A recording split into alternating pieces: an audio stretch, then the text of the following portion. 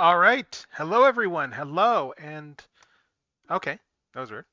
All right. Anyway, yeah. Hello, everyone. And hello, it's me, Techno, and we are live and we are doing things. Because, yeah, that's right. We are working on art tonight. And I should probably play around with the settings on this particular avatar here. It's a little bit distracting, but yeah. Anyway, as it says, we are going to be working on a sticker tonight. That's my main priority. So with that said, I am going to just bring up my references on my main monitor and we're gonna just jump right into it. I've got a bunch to do. I'm gonna just put some music on the background and we are gonna just start this. Let's just pick some nice let's put some Sonic stuff on.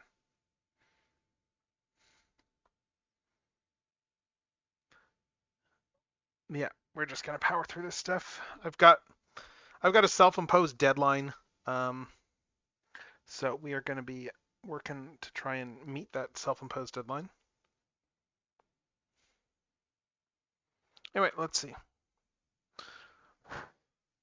So apologies if I'm not super active. I am just trying to I need to bring up my references and figure out what this is gonna look like.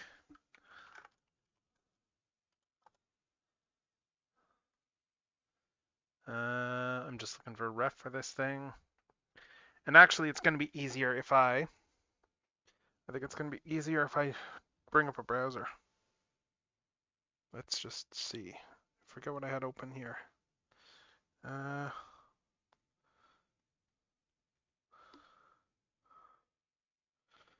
let's see. I've got a few things I want to bring up because it's going to be easier to have this in frame just to reference.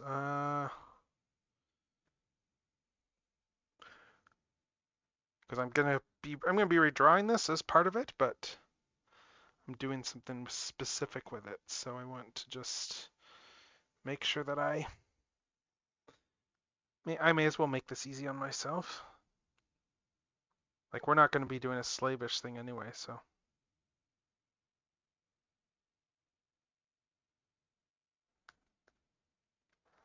Let me see.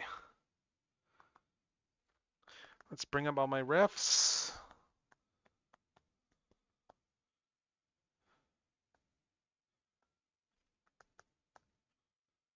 All right, this is what I want.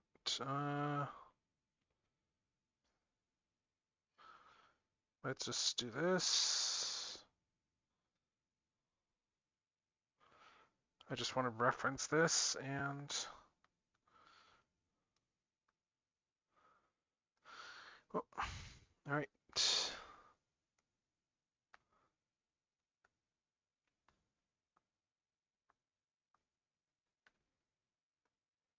Oh,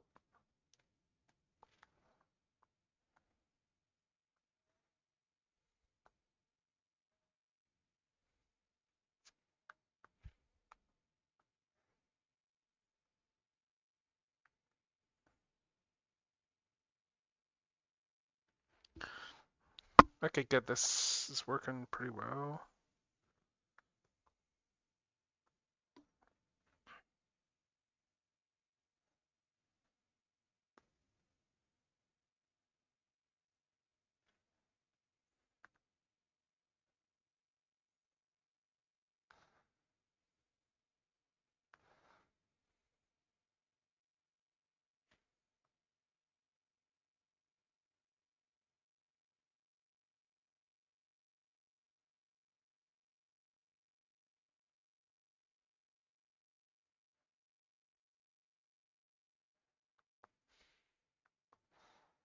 Okay, so this will be good enough here.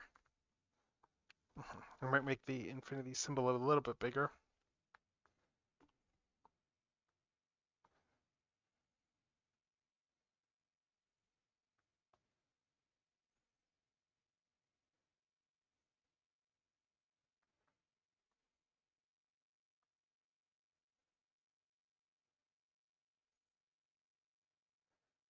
Yeah, let's keep it like that for now. Maybe I'll put it inside.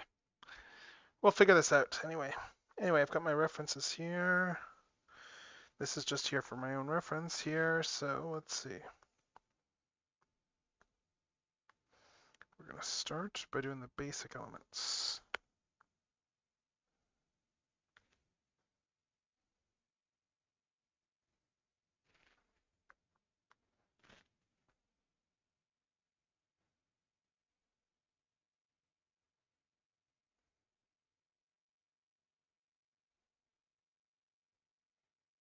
Actually, let's use a vector layer.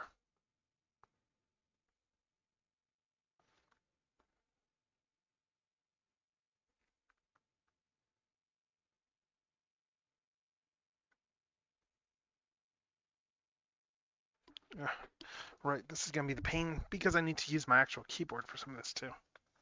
So I need to switch devices here. Let's see.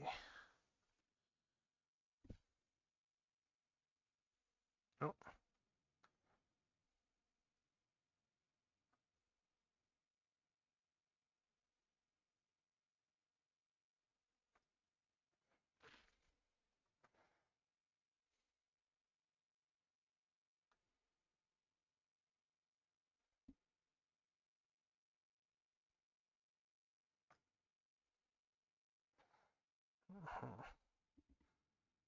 Let's see. Unless I'm not sure if I want to. Well, let's start with this, I guess.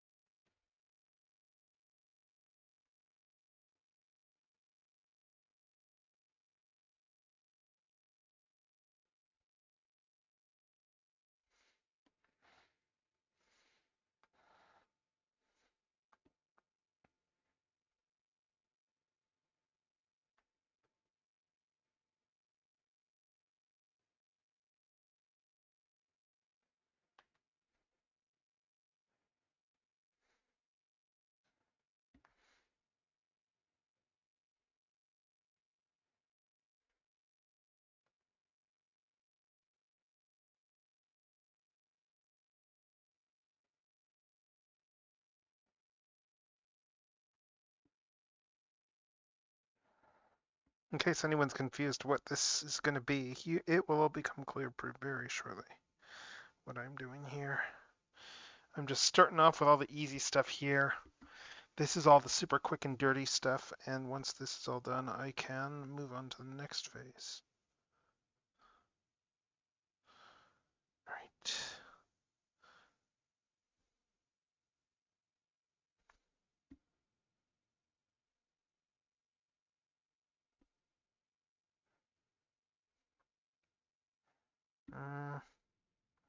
Okay, it's looking pretty good overall. I think that's the basic layout.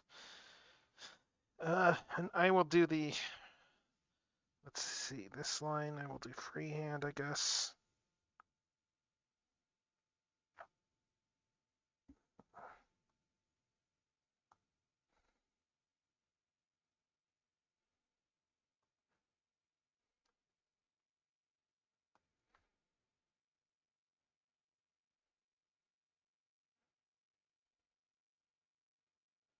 Oh,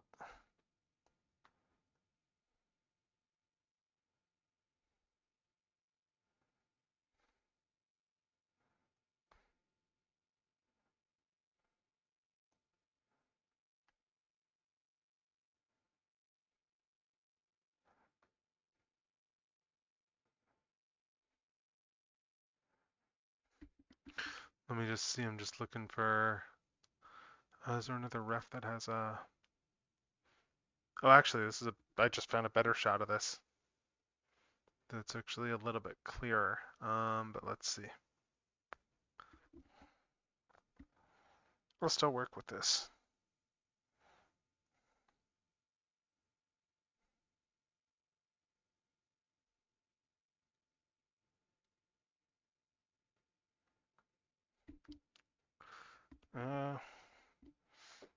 Let's see.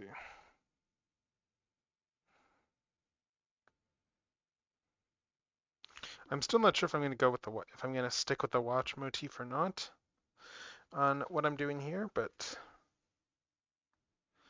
well, let's see.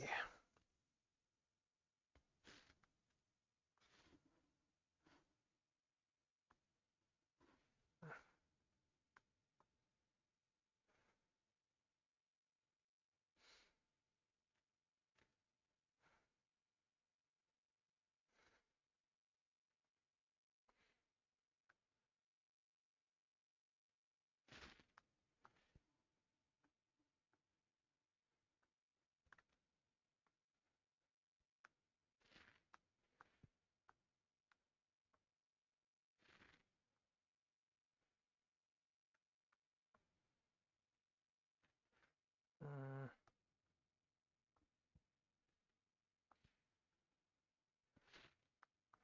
Let's turn this up so I can trace this a little bit better.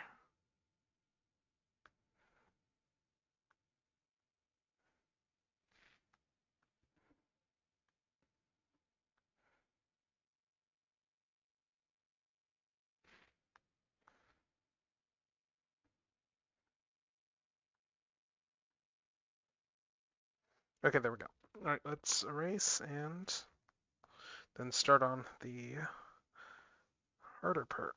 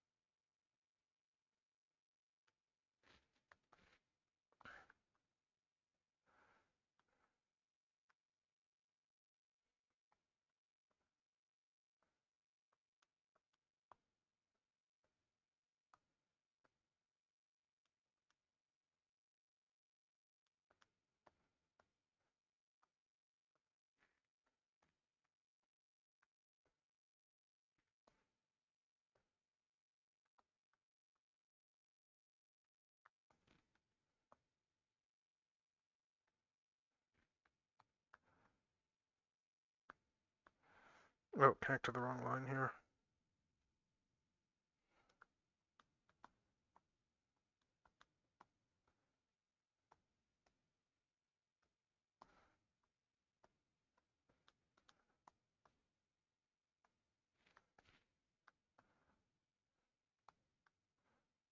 Nope, wrong one again.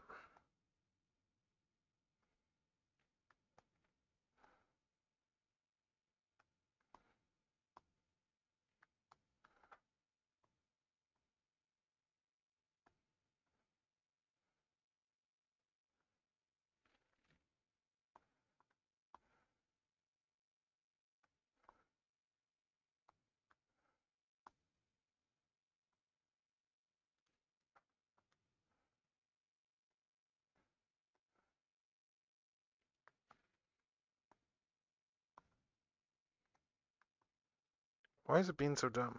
Connect already.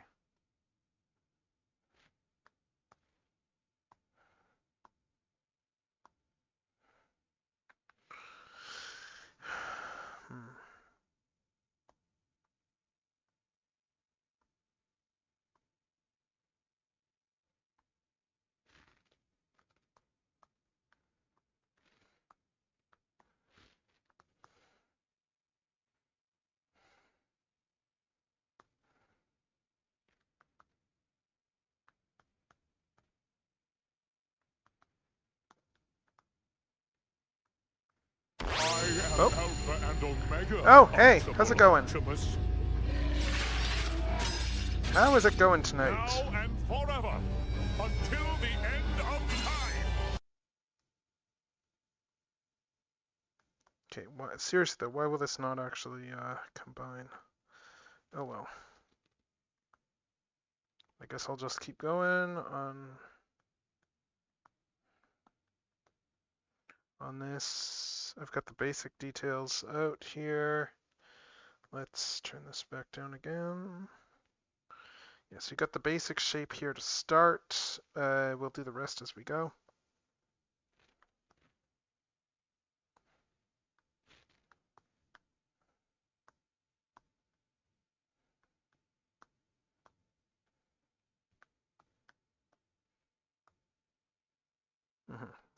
So you got the basic shape for this, and I'm going to just now I'm going to, what's the proper configuration here? Well, I guess I got it pretty straight. Good, good. Excellent. So this is going to get locked, and we're going to just move over to a sketch layer. And now we're going to start drawing the actual stuff that we're going to be drawing as part of this. As I said, I'm not married to the watch motif. That might actually change. I'm not sure, but we will see. Let me just bring up my references and start sketching. All right. Let's find some good ref. Oh, this will work.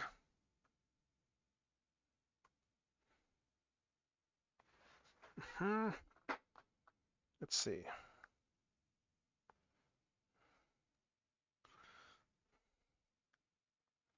I guess I don't need this on anymore. We can just do this.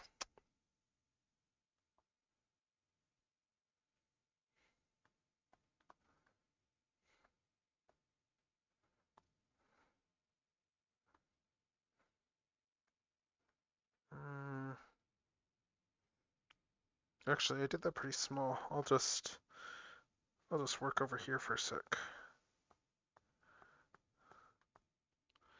Let's see.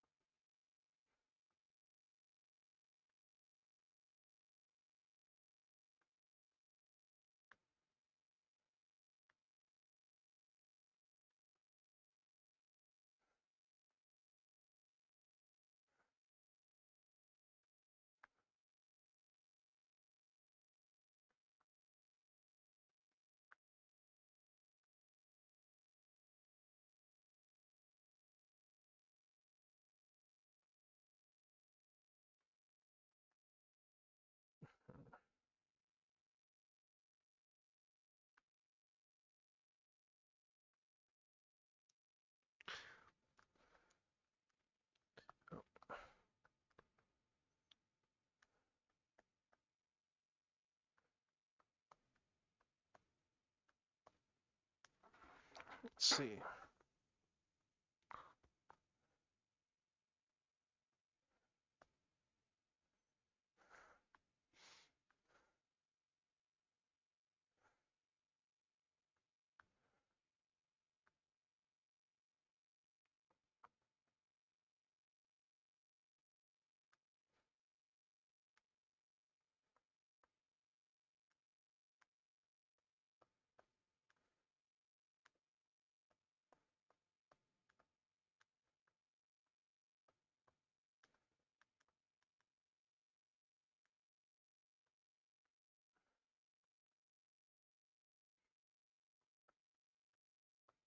Yeah, I'm actually doing some like non my own OCs stuff right now with this one, so because I had an idea and I was like, oh, let's draw this.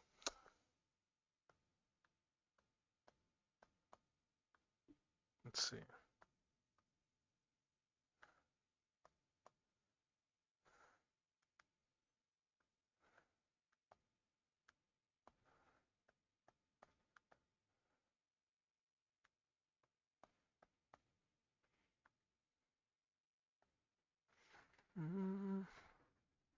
Let's see. Let me just think about this here.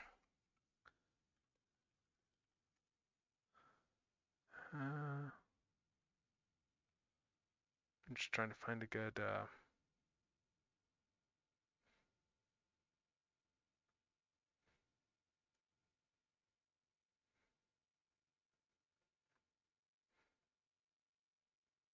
Full one reference here. What else we got? Oh, this all. This all. What do we got here for refs?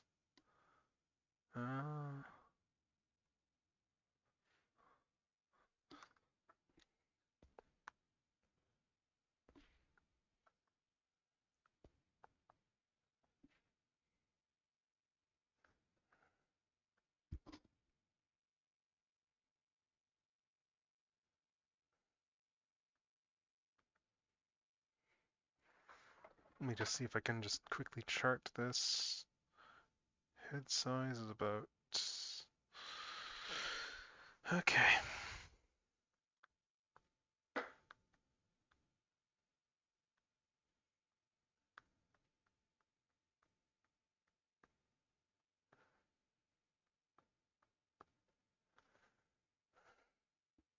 Nope, wrong pen again.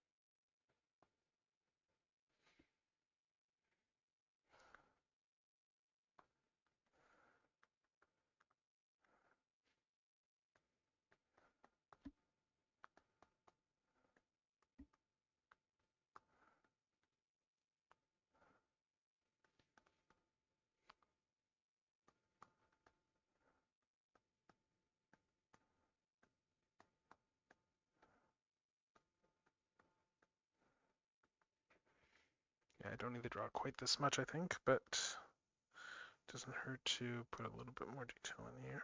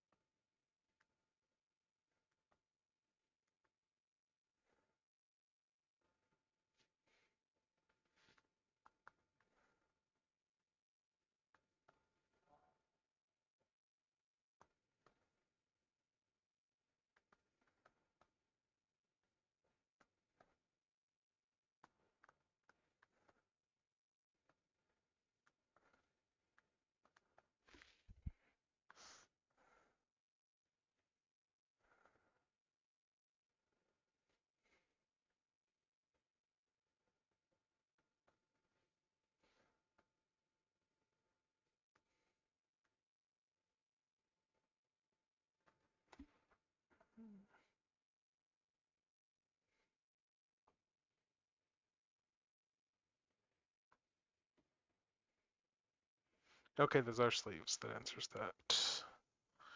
That actually, yeah, those are actually meant to be sleeves, so that's not like that. That would be up like this then. If there's waving.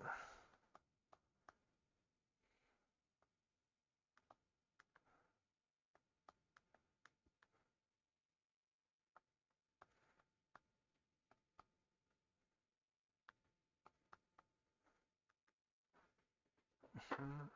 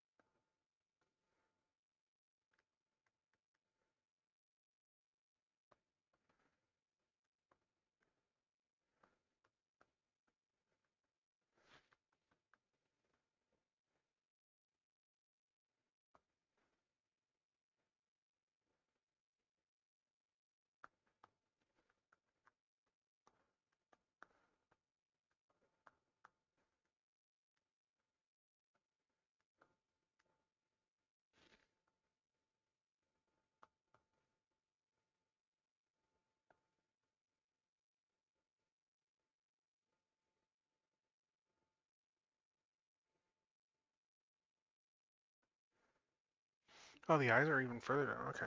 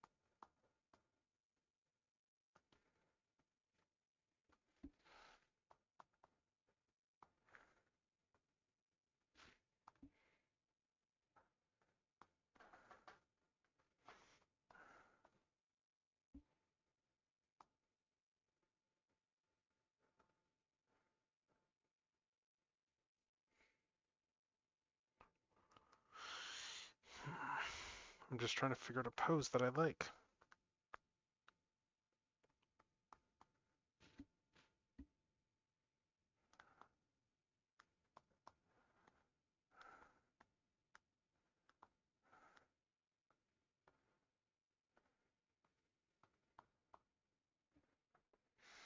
Actually, do I have anything on my desk I can just quickly pose, just to give me an idea of what I want to do? Actually, let's just use this. It's not quite the same model, but it's a similar vibe.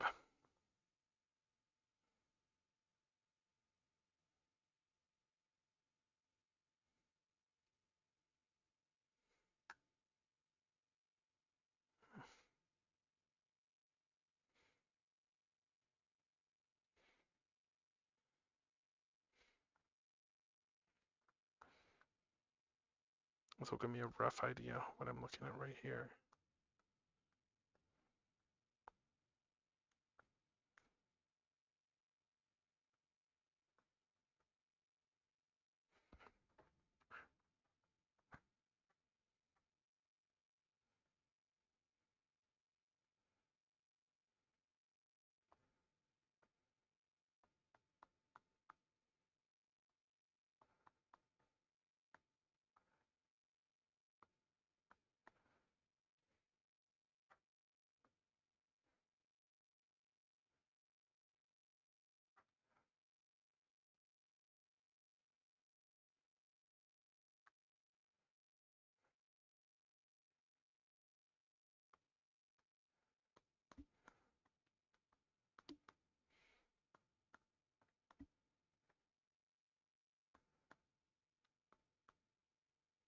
I don't need quite this much space, probably only about this much, but I still need to actually.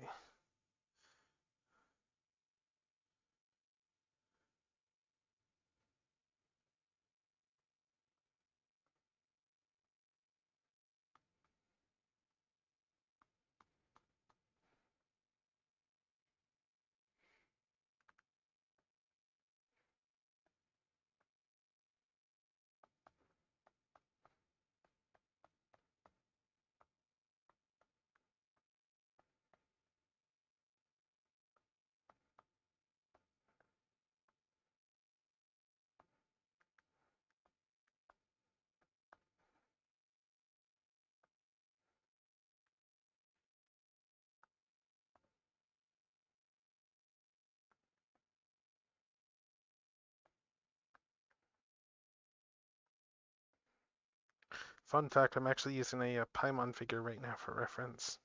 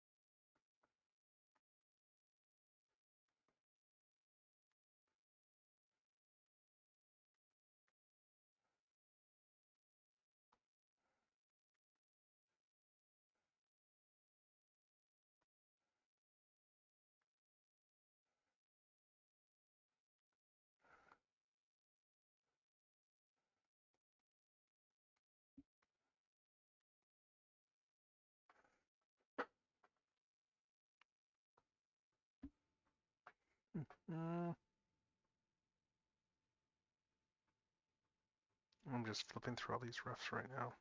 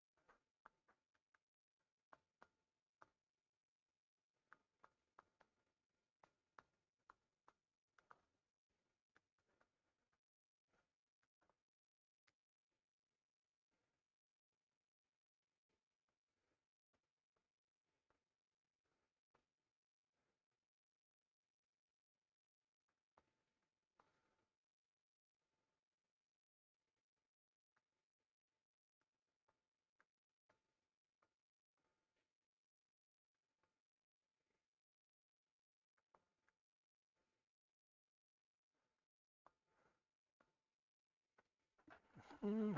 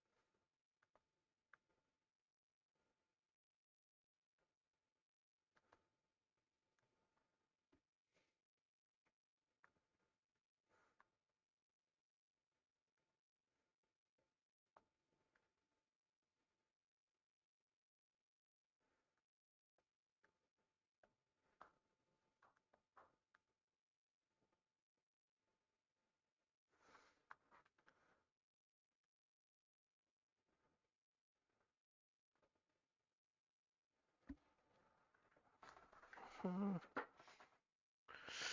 Let's see.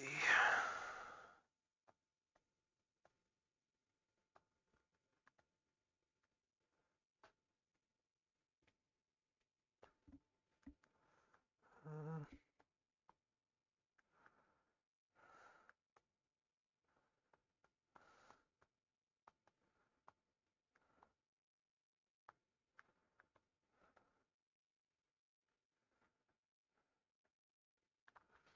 right, and yeah, then we got the little.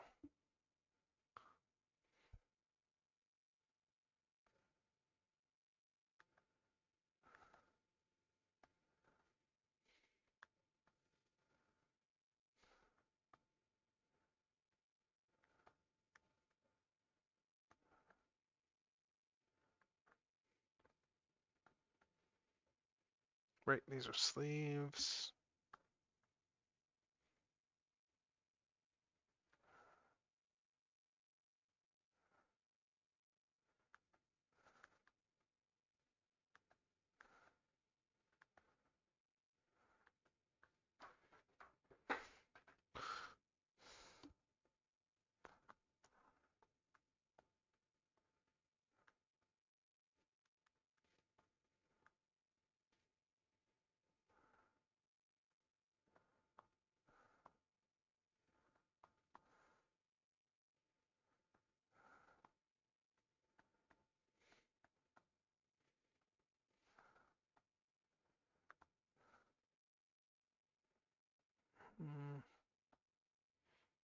Yeah, you get.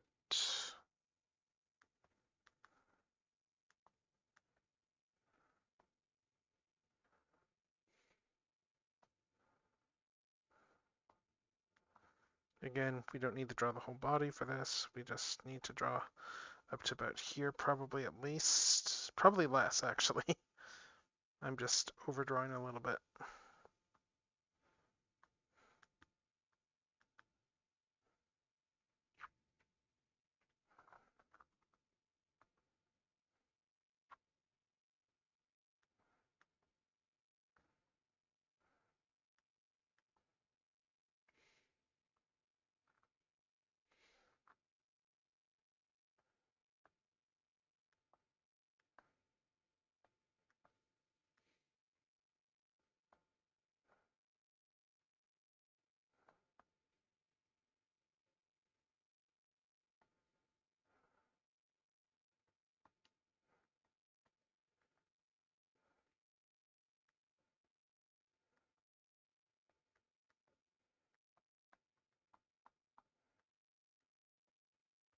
Mhm.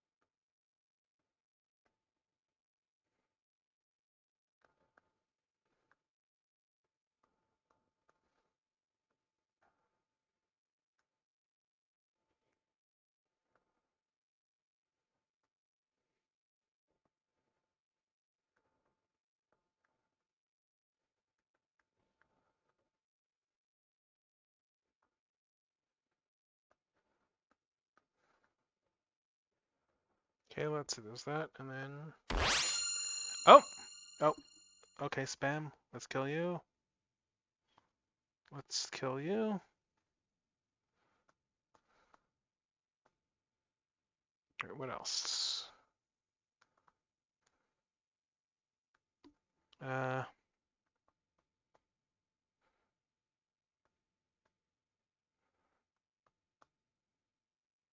we're not going to have much of the ears in this actual shot, but I wanted to draw them out anyway. Oh yeah, just to make sure that I'm getting the right feel for what I'm doing here.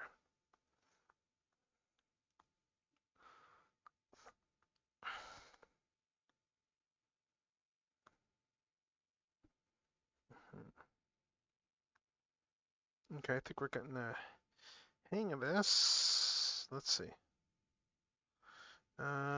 Take these layers here. Let's take these ones and let's...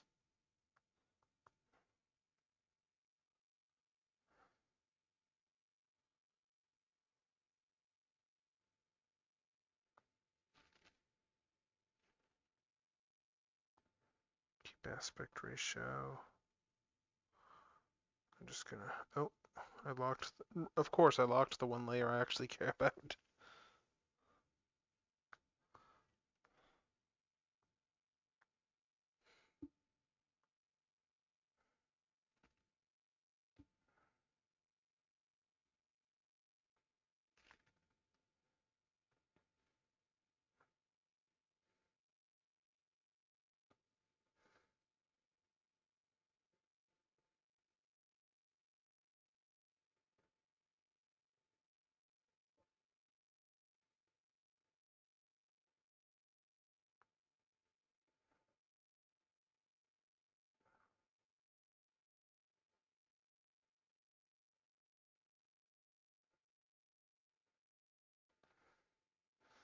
Yeah, that gives me an idea of what I'm working with. Good.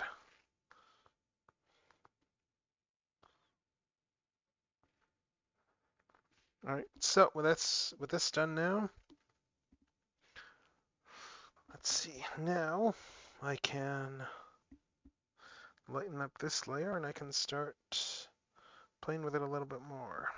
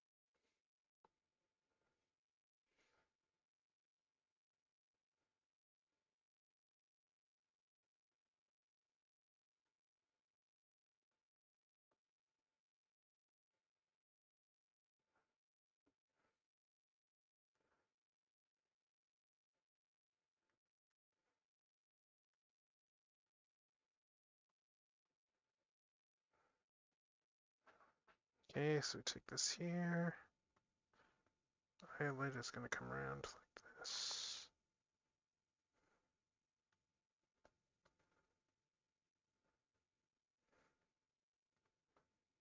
And then what else?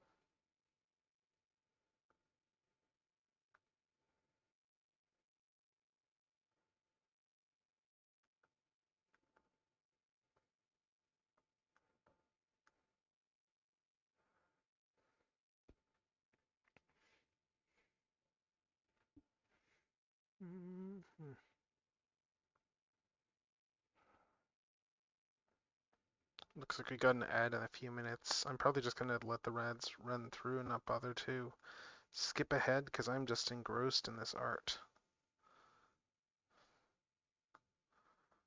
Let's see. Let's move this over a bit.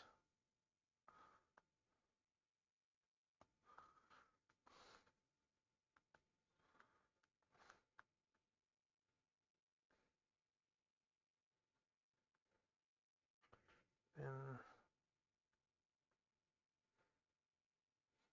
get all this here.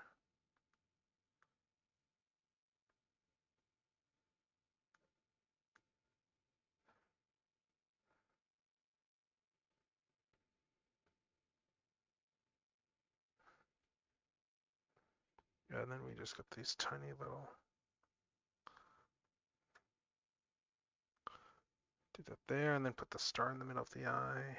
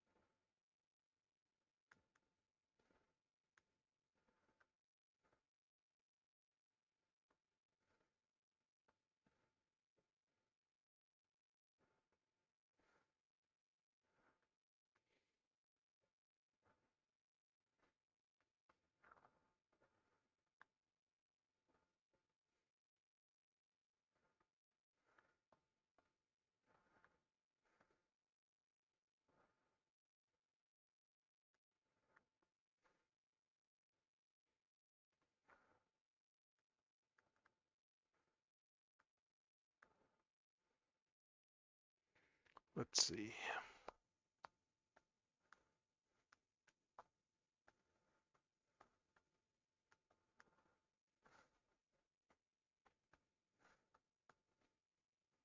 Yeah, looks like we got ads starting up shortly, so we will go into ads once those start.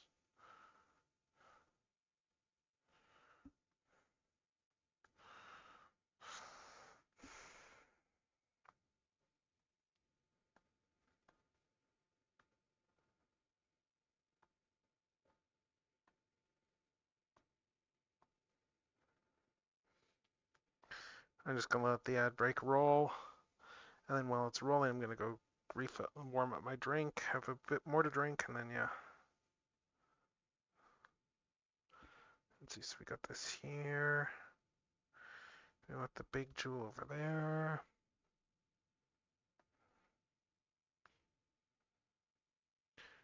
And then what else?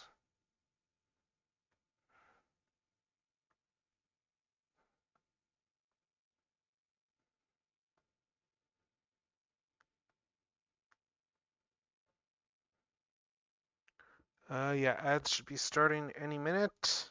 In fact, you know what? I'm just gonna trigger them right now. Just get it done. Let's start the ad and just get this over with. And we will be right back after these messages, assuming that my stuff is all set up properly.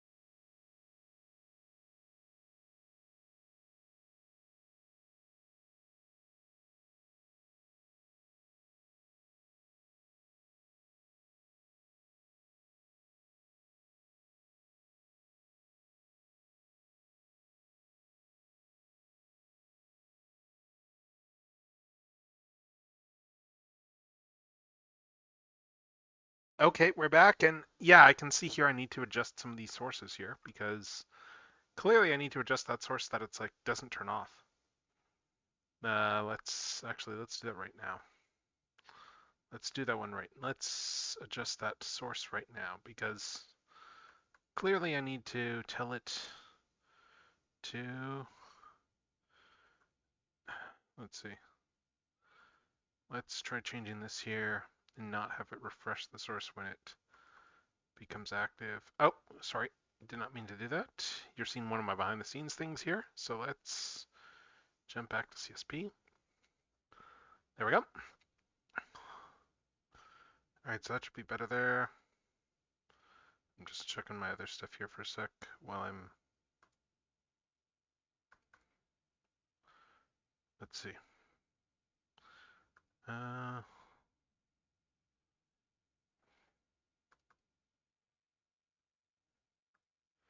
okay, that should be good.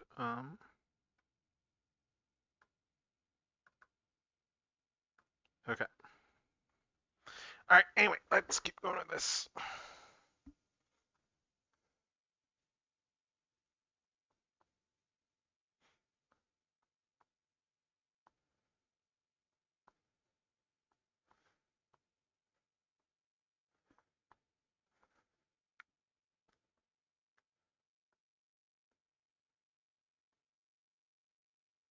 All right, so we got this here, which means that this one's going to come in over here and down over here,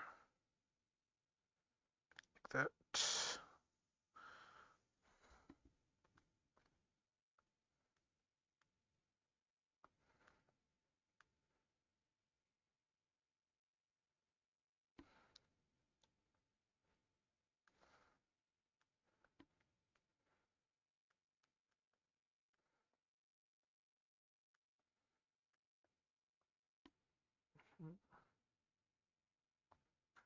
Maybe if I move the pendant up a little bit.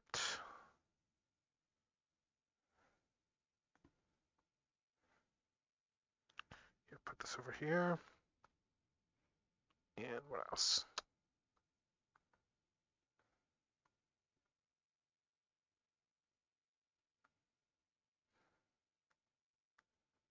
Yeah, I'm overdrawing this a little bit because I'm probably going to shrink this thing a little bit more to fit into the constraints once I'm done my ordering here.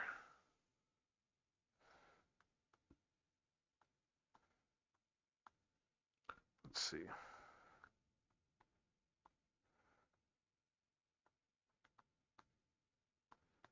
But I don't need to draw the full thing of them here, I just need to draw enough.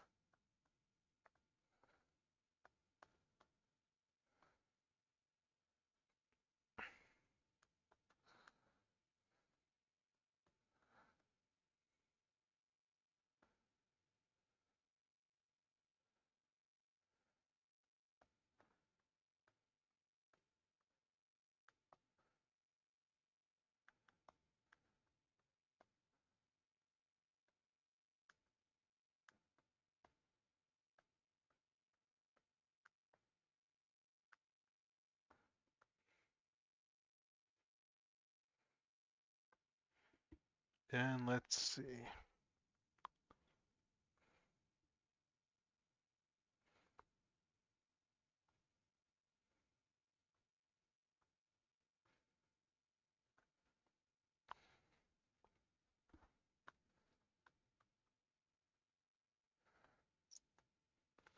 Bring this one down here, and then what else? Let's see. Got that there, got this one over here. There. Let's see.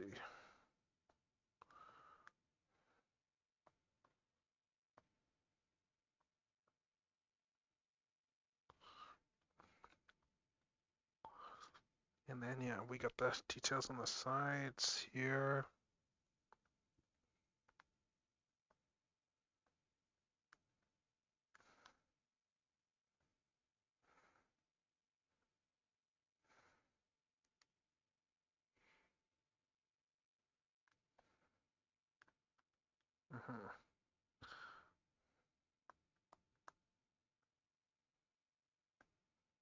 So we got all this over here. Bring that down there like that.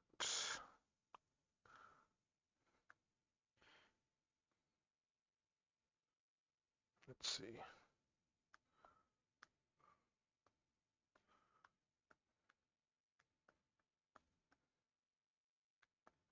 And then over here. Bring the ears up over there.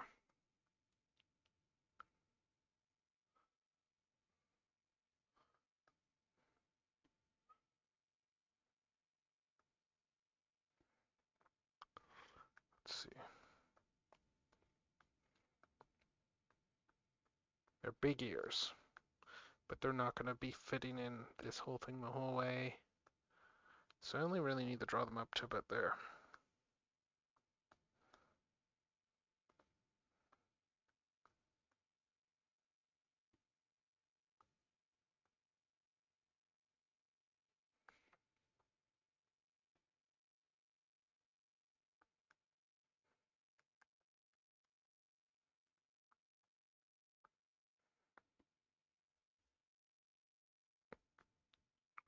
And then yeah, we have ears come in like this over here, and then up like this over here. Let's see. So something like this here. Mm-hmm.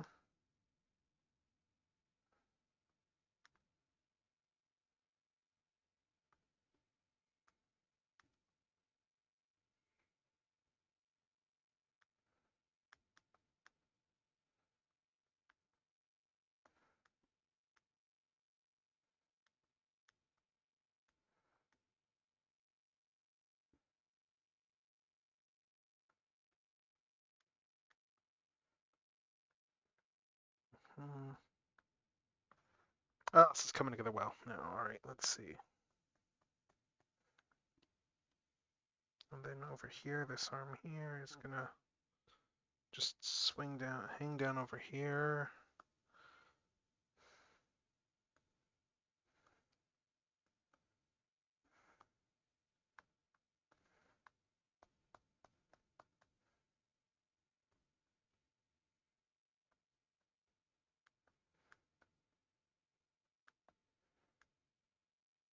So let's bring this one up around like that.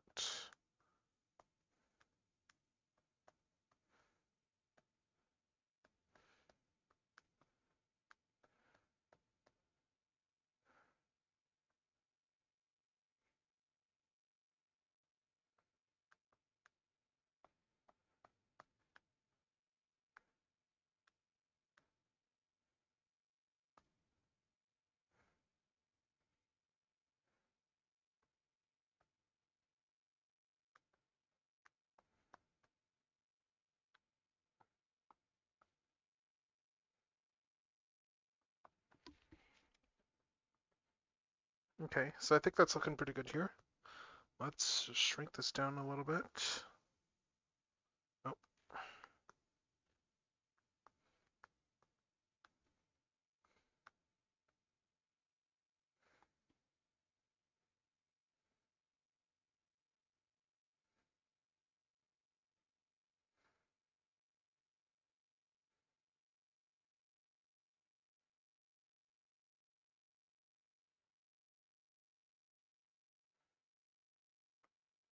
Okay, so let's see. That if I take this layer here, just for guidance, just give me an idea of. Oh, wait, no, wrong layer. Wrong layer, Kronk. All right, so let's try this again. If I do this here, this will give me an idea of what I have to work with.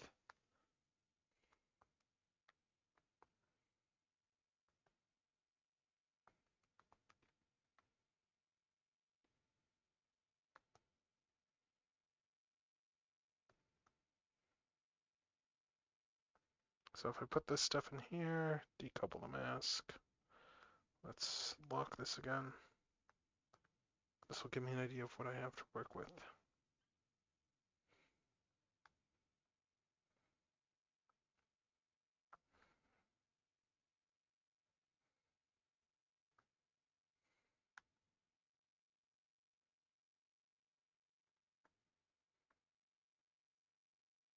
maybe shrink this a little bit more.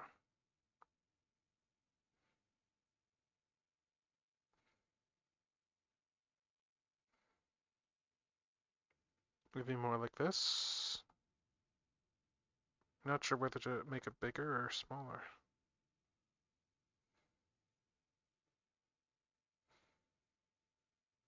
It's those ears that make it tricky. Probably smaller.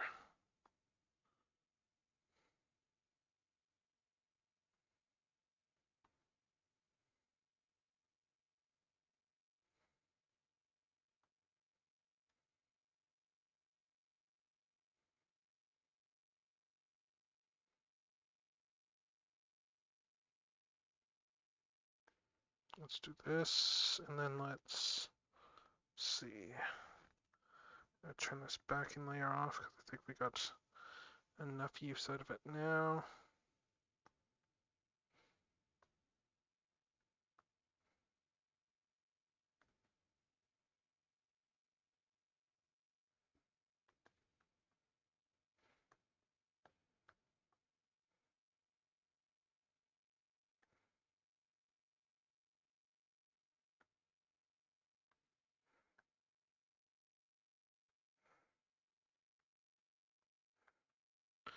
Let's see.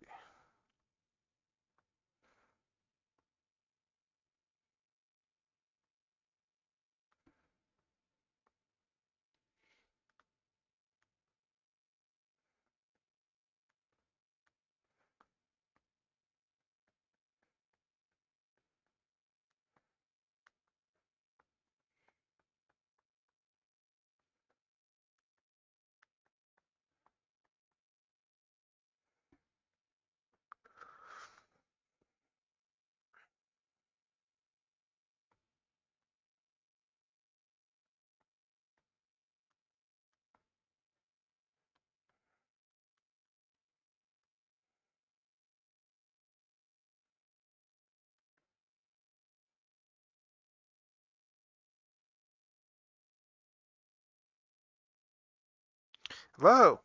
Hey, Stroidways, how's it going?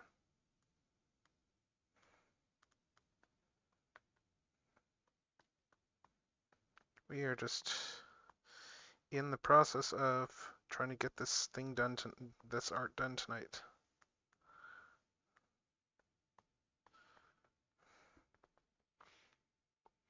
Ah, no worries. No worries at all. You're not you don't need to worry about being on time. It's rad you're here, but yeah, it's not, no worries. No worries at all, man. Let's see. Let's see. I'm just making sure I get this pose right before I start in on further inking. I think I've got the general gist of this with the lines.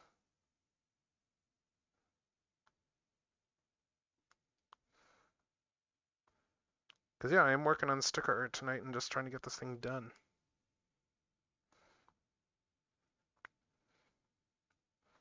So let's see how well I can, let's see if I can fission mail that. I'm trying to get this done like all on stream tonight, so let's see. I think I need to adjust the head a little bit still. I think the head is sitting a little too high. Maybe I need to play with the ears.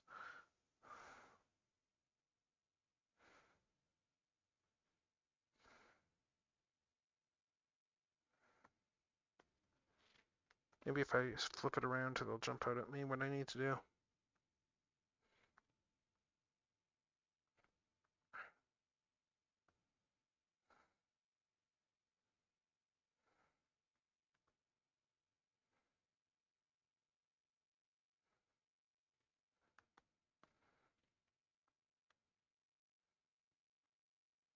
Okay, yeah, I see the problem. This eye is... Oh! Oh God, you watched that episode then. Awesome, awesome, awesome. I understood that reference.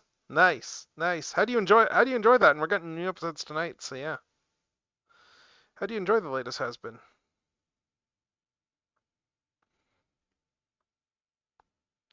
Actually, I should jump in audio. Hold up. Just give me a sec. Let me hop into an audio shot. Okay, yeah, you need to watch it. Or yeah, let's see.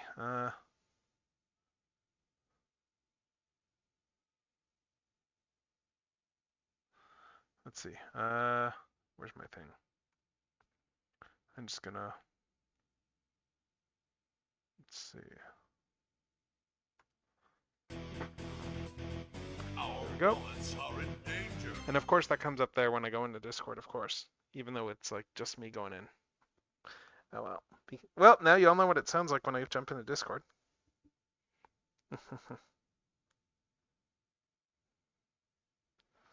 Yeah, let's see.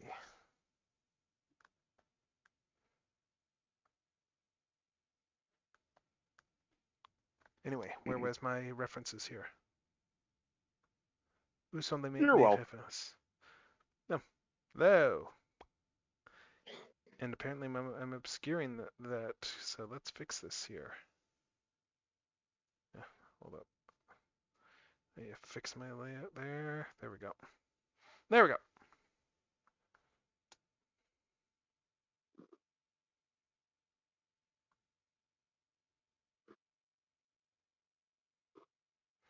Hope your evening's going well. Yep. Yeah, I am just trying to get this sticker done tonight. I've given myself the deadline.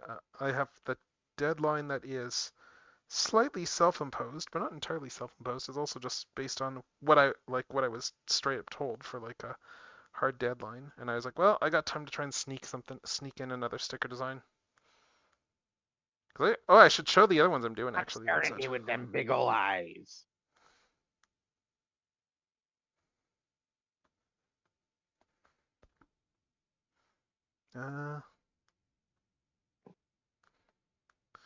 Actually, what if I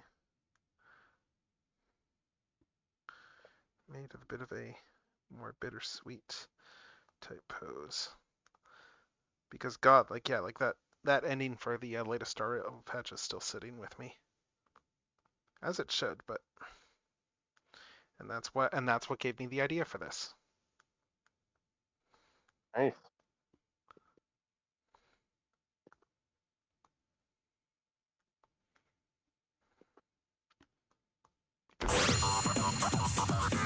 Oh, Archie Sonic fact? Okay. Yep. Alright, I'm just trying to remember. Was I on any welcome. tangents? Was I on any tangents last time with regards to Archie Sonic stuff? I'm just trying to remember here now. I mean, it's not Archie Sonic. Let's see. I'm just thinking there. Oh, I know. Let's talk about a little bit about the time that after they defeated Robotnik the first time, when King Max decided that we shouldn't have children just fighting fighting for the country and all that stuff, and we should like revive the old Secret Service. So anyway, the job fell to Jeffrey St. John, who was the commander of the Rebel Underground previously, and who what. Yes, and who was like a legal adult. So, but it fell to him to actually like rebuild the Secret Service. And St. John picked a whole eclectic cast of characters. Let's see. First of all, we had Valdez, who was he was a chameleon like Espio. There was an insinuation that him and Jeffrey had past history. We didn't really know a lot about Valdez. Later writers would actually flesh out Valdez further. Like much down the line. But yeah, he was just a new like Espio type character. He was an Espio clone. Makes sense for spying to have a chameleon. We had Hershey the cat. I believe she signed up for it because she wanted to atone for how she got tricked into almost killing Sally. She just straight up wanted to just atone for that. I'm trying to remember who else we had in there. There was those two. Am I gonna have to stop and look this up? I might, because I can't remember all of the. I can't remember the whole Secret Service now. Wasn't Wombat Stew on there? Yes, you're right. Wombat Stew was on the team. Yes. He went down under and recruited Wombat Stew. I don't know why, but yes. Okay. So, and then there's just the two other members. Okay, that makes it easy. And Yeah. So Heavy and Bomb. Yes. I was getting to that. Give me a second here. That one I didn't forget. You don't forget them. You don't forget Heavy and Bomb, because Heavy and Bomb, they were a couple of playable characters from Knuckles Chaotix, and who were also in the comic, who tend to get forgotten about. And the whole idea with them was they were a couple of badniks who had gone good, had gone good. And in the comics, the way they were portrayed, Heavy was the articulate one of the two, and Bomb didn't speak. He just made like pinging noises, like kind of like a time bomb sort of thing there. And he also, his whole ability there was he could blow up because he was a bomb. And I believe this is all from the game originally, that like Heavy would then like make a Heavy was essentially like a mobile factory that could make bombs. So he would just spit out a new bomb when Bomb sacrificed himself. And it was pretty much just like the same guy. So anyways, that was the that was the Secret Service there. And speaking of, did you see the Sonic racing news there that got everyone excited?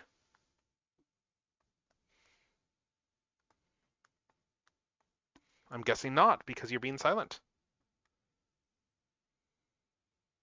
Sorry, I muted myself, but Yep. Tangle and Whisper are in it. Yeah, they put the lesbians in it. Nice. Yeah, they're adding them as free DLC.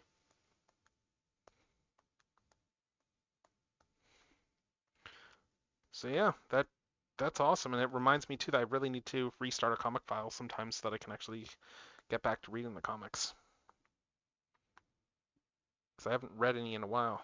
I like the IDW books, like they're good, but yeah, that's what happens when your comic store closes and you don't really go and bother to go and set up a new file at another store. That's entirely on me. IDW Sonic is peak. IDW Sonic is great. I knew it was great like from the moment that it was going to be good from the moment that we got Neo Metal Sonic. And because like especially knowing that Ian was writing Neo Metal Sonic, because Neo Metal Sonic let him break a bunch of Sega imposed rules that he'd had to deal with under the Archie stuff. Specifically the big one being that Metal Sonic could actually talk. Yeah.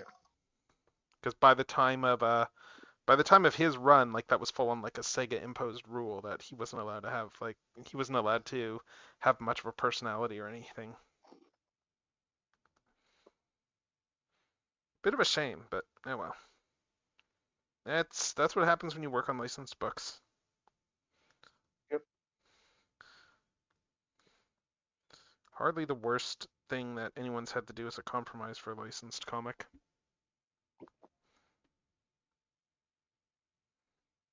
So, do Tangle and Whisper have voice actors now? I have no idea. I would guess not, because a lot of the DLC characters don't. Like they've not done, like that's actually been like a criticism of a lot of the DLC stuff, that they have a bunch of characters that they've been adding to the game there, and they're not giving them voice actors. Okay, there we go. Okay, so that should be good. I'm gonna just. I mean, what about the Sega-owned characters? Oh, all those characters had voice act. Well, even like the no, even the Sega-owned guest characters, like the guy from Yakuza and stuff. Like they don't have voices either. Donnie Donnie moment. Mm-hmm. Okay, I think I got this. I think I've got this Art of Mem pretty much down. In terms of like I think this is ready to ink.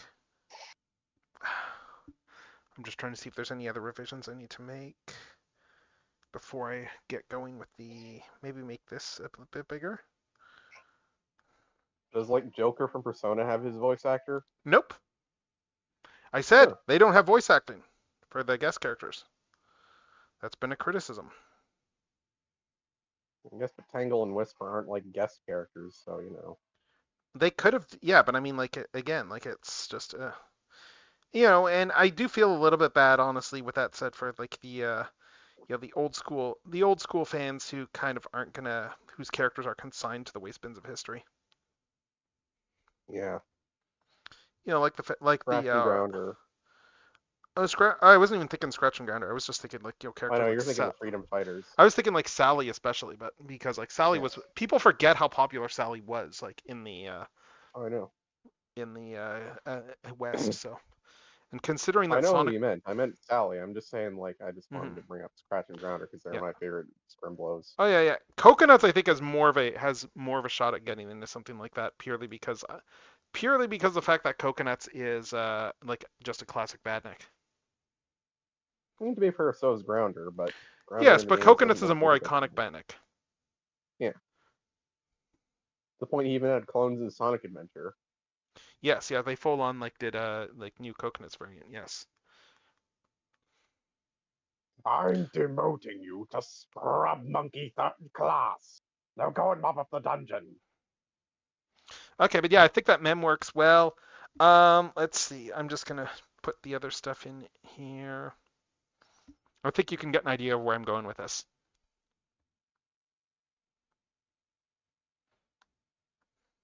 Don't forget, you're here forever. Hmm? No, I wasn't referencing Futurama, but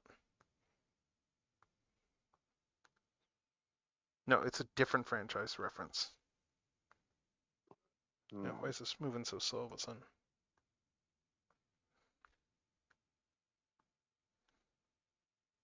Will I? No. Should I? Perhaps. Do I enjoy being difficult?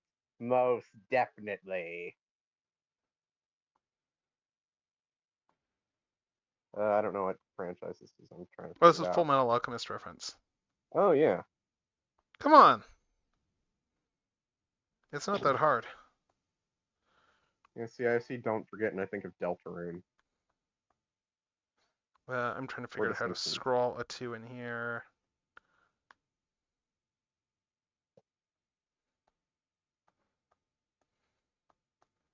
I'm just trying to make sure that I keep the right vibe, the same vibe going.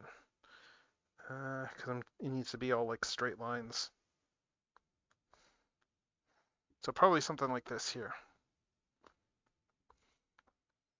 And I might change Don't Forget to.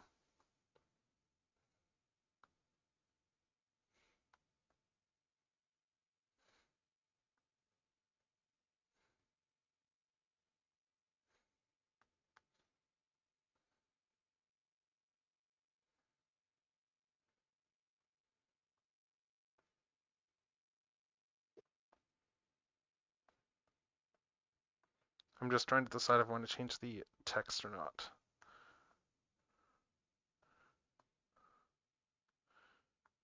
Just to make a silly little pun. Every clip I've seen of Hasbin season 2, I'm just like, you ruined a perfectly good demon in Princess is what you did. You gave her anxiety. You know, because it really seems like Charlie got anxiety. She Oh, probably had what's anxiety actually since really day one, but interesting, I saw Viv made a remark on this last week, like a few days like after the episode aired, just talking about like the people responding to it and stuff, and pointing out that the whole thing with like because the whole thing that's going on with Charlie right now is just with regards to she's she is kind of like doing the stupid thing in terms of trying to address criticisms by yep. being like, oh hey, like if I just address this head on and stuff like that, and talk to these people that are, they'll be and do it all in good faith that they will, that it'll work out. Except we all know that that's not how things work. Yeah, especially in And Hell. Viv was straight up like, yes, so this bit here is kind of autobiographical. Oh, jeez. Like because she's like, I've been on the internet long enough to know this doesn't work.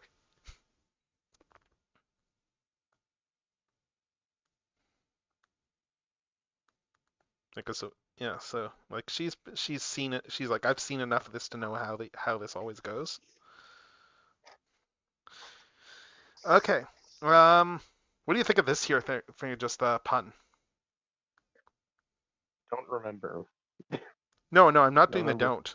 Oh, Instead God. of don't forget, I'm putting remember Yeah.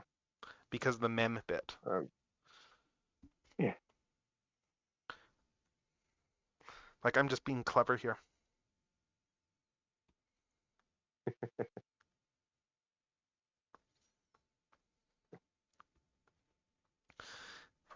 Let's see. And I think that the joke will be fairly evident too. So, like what kind of inspired this too? I was thinking about it was also just realizing that the open watch looks kind of like an infinity symbol.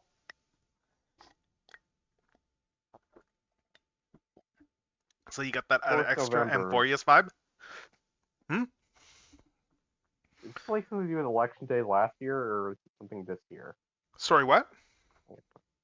Is this like November 4th was Election Day last year, right?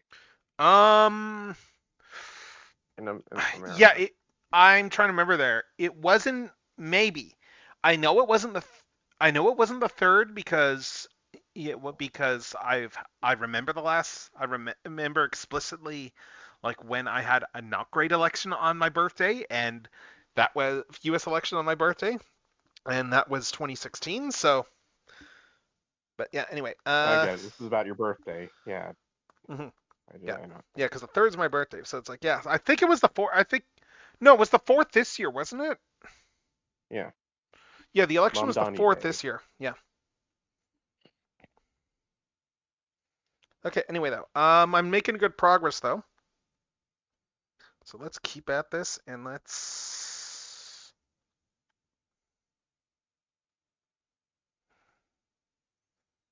Now that I got all this stuff, let's start with the inking.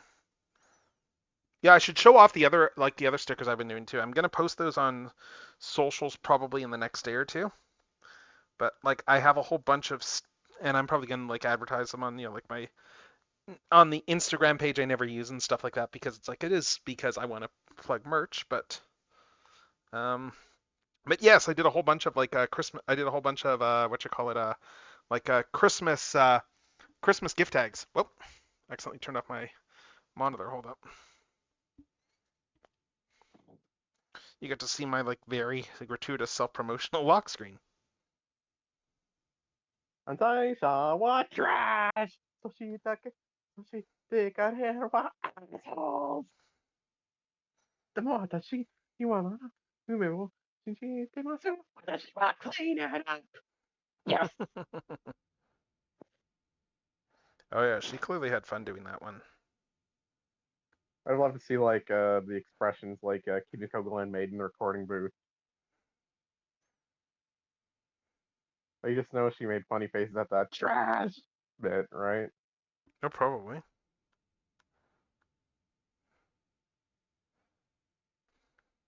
Oh, let's see.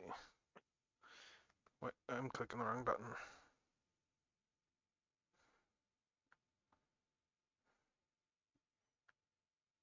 Now this is a story all about how my life got flipped turned upside down, and I'd like to take a minute to just sit right there and tell you how I became the prince of a town called Bel Air. In West Philadelphia, born and raised, on the playground is where I spent most of my days, chilling out, maxing, relaxing, all cool, and just playing some b-ball outside of the school when a couple of guys who were up to no good started making trouble in my neighborhood. I got in one It's little not fight, and quite my Fresh mom got Prince. upset and said, "Who's your auntie and uncle in Bel Air?" Like Don't make me was be the gonna shredder here. I got that reference. And use the same stock footage like the entire series. Oh, that reminds me, I'm gonna post something in the chat real quick that you Oh, brought up the shredder. yeah, sure. Sure. Like in the chat. It's a YouTube link. Oh yeah, I'll take a look in a sec. Let's see. So let's do this here. Ooh, this is perfect. Yes. Yosh.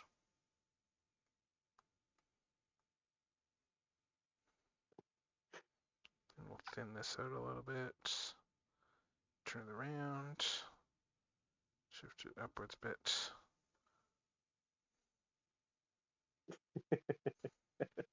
There we go. Okay, that's gonna look good. Oh. Actually, I'm gonna send it directly to you. Oh. Yeah, You yeah, don't yeah. want my I probably directly won't on look at it straight phone. away anyhow, so I'm kind of just in the zone right now. Let's see. I hate music and you heard it first. I hate music. It's the worst. Shredder is rapped from the out of their shells. Shredder song from the Out of Their Shells concert. Oh God, Out of Their Shells. I know exactly what you're talking about. I hate music and you heard it first. See, now I'm thinking of the creepy Out of Their Shells promotional interview. The what? The one where all the turtles creep on April. Oh God, I haven't seen that one. It was like some sort of like an Oprah style interview or something like that, where it's just like the turtles just being interviewed, like as a part of the. I think it was on the tape on one of the tapes for promotional cassettes or something like that. But it is Dude. cringy. You'll have to inflict that on me later. Mm-hmm. You'll have I to will. inflict that on me later. Yes, that I will. That's what a good villain does. Let's see. Yep, right. Change the eraser out. You're welcome. Yeah, if I can get, let's see, if I can get a good chunk of the stuff done here. Let's see. You know, I kind of had my suspicions, but like Vox's voice actor said that, yeah, he is basically doing a Will Arnett impression for the guy. Yeah, I don't know what they're going for and stuff. I know they've had a lot of fun like with some of the convention stuff there too. Yeah, like Christian Borle, like he said that, yeah, he is basically just ripping off Will Arnett for Vox's voice most of the time. I can see that. I mean, like, I'm just thinking of some of the like convention stuff there, where, for instance, like, if you've ever seen, like, if Rogers, for instance, how he is just leaning into his usual like disruptive like theatrics. Chaos. Yes. Have you ever watched any of his stuff? I need to. Because the man has like with the man's content, there was no such thing as hinges. It is an open door. Wait, does he make Blitz look sane? Well, I mean, you know that like Blitz is like very much a character informed by his type of humor, right? Yeah. Yeah. His stuff is pretty nuts. Like Blitz is absolutely like a Brandon Rogers character, but a more toned down one, honestly. It's one of his more toned down characters. And what's actually funny is in the last couple of videos he did, because he does a lot of character, like his whole thing, he does like sketch comedy type stuff, like where he'll like do all these different characters. Like Bryce Tank Thrust. Yeah, yes, Bryce Tank Thrust, yes, who is the bassist for Katie Killjoy. Yeah. Which was why they did the vocal recast, so. She's not homophobic, she just hates the gays. I mean, like, Bryce Tank Thrust is more or less like a female Trump, so as a character. Yeah. And he did an entire multi-part biopic about Bryce. just a whole it was pretty entertaining, just like her whole backstory and stuff. But like that is that's one of his nuts characters. I'm just trying to think of some of the others there. He's got some collaborators who have like very much like the same nuts. What's her name? Morgana Ignis has been in some of his videos there. What's her name? I'm trying to remember the person who voices Stella in Helluva Boss. Like she's been in some of his stuff. Yeah, there's a whole really weird one that he did with her like as the co-star in that one. I'm trying to think what else there is for some of his more insane stuff. But yeah, like the last couple of videos he did, there's moments in both of them where you can tell they left these takes in on purpose, because they left in the takes where he's in the middle of doing a sketch or whatever, or reacting to something like in a public area, and someone walks by and recognizes him while he's in character. And they left in like the bystander, oh, is that Brandon Rogers sort of thing there?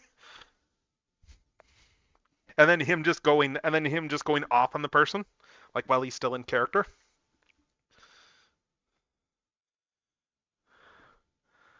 But yeah, there's one that he did recently that is brilliant. That he didn't actually write. I think he just co-wrote the sketch. I don't think he was the main writer on it. I'm trying to remember her name, but there's a comedian there in Hollywood who is a conjoined twin,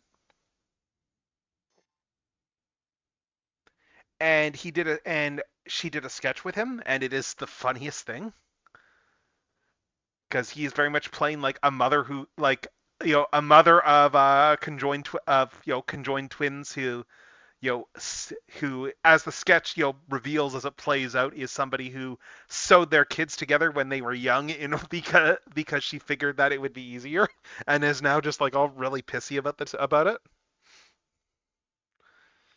And again, it is hilarious, and it's the sort of thing that only that is yeah, oh my god. When you learn that it's yeah, no, it's yes, there's the person co-starring in it is in fact one of the writers on the sketch and is a conjoined twin herself. So her and her sister are in the sketch. It's the most ridiculous. Yeah, you can't. How do you invent stuff like that? You can't.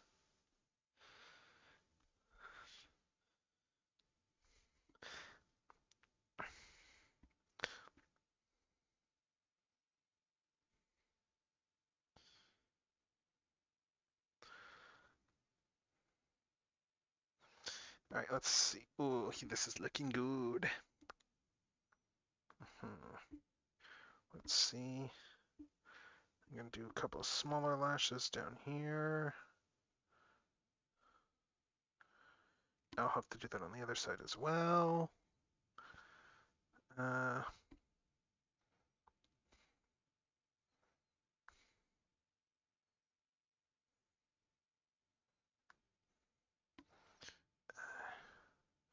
I'll do the eyes on their own layer.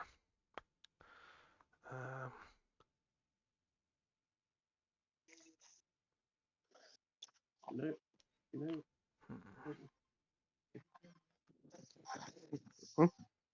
Hmm? Oh, sorry.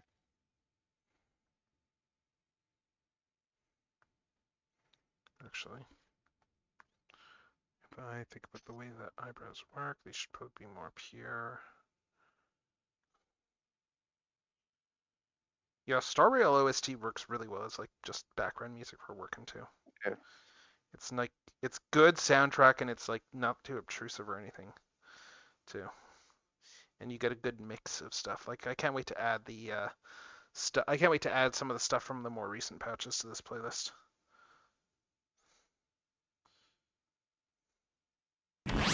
Nope. I said that, and then that time, when it was supposed to be a dramatic scene in Star Rail. Yes. I mean, mind you, with dramatic scenes and stuff, that does kind of when you're actually invest in the game, that is kind of a bit of a when that happens. Yes. I will admit. It's I'm really into what's going on. It's the last thing I want is let's see. So you got this here. Here's the thing. Should I have done it? No. Should I not have done it? Perhaps. Do I enjoy being difficult? Most definitely. Okay, Alistair. Wish I had a radio filter so I could put that on here. No, I've got one. With voice mod for my own stuff, but nice. Yeah, I've had voice mod for a while. I was using it a little bit during my birthday stream. I forget why I stopped. Something was mucking up with it, I think. But let's see. God, Alistair is such a great character, though.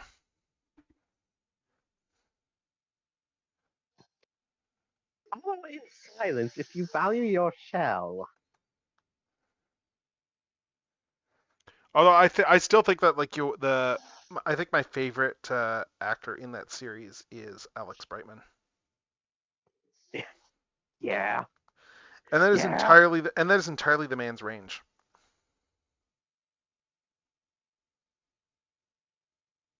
I had a moment. Yes. Sorry. Yes, of course he has range. After all, he can do a snake. No, but I mean, you know, his voice is like he has like a weird like genetic quirk like with his Yeah. voice, right? Yeah, I know. Like Like it's just the vocal cords. yeah.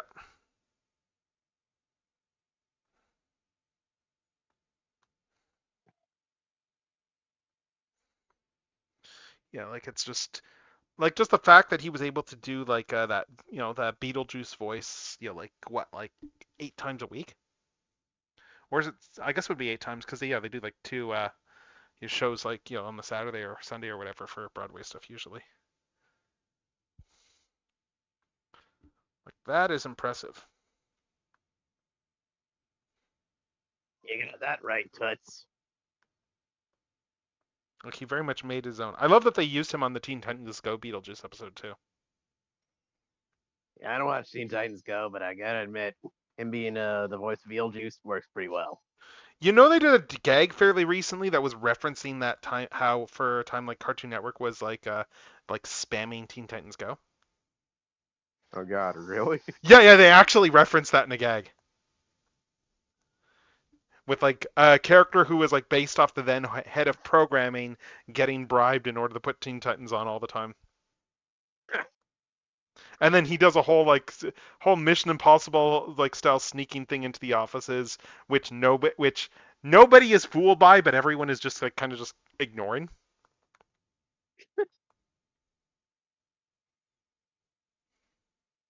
And then like puts in the videotape, and suddenly you have Teen Titans going all the screen on like all the time slots. Yeah, they full on made a gag out of it. I'm glad they can make fun of themselves like that. Oh, Teen I'm pretty Titans sure Go Teen has Titans always Go been makes. able to make fun of themselves. They're very good at making fun of themselves. Yeah. Like, I mean, hell, that's the whole thing with Teen Titans Go to the movies, even.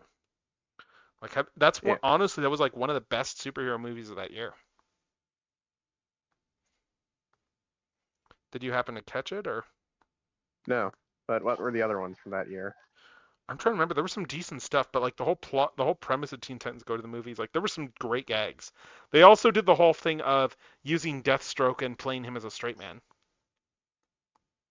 And we had Will Arnett voicing Deathstroke.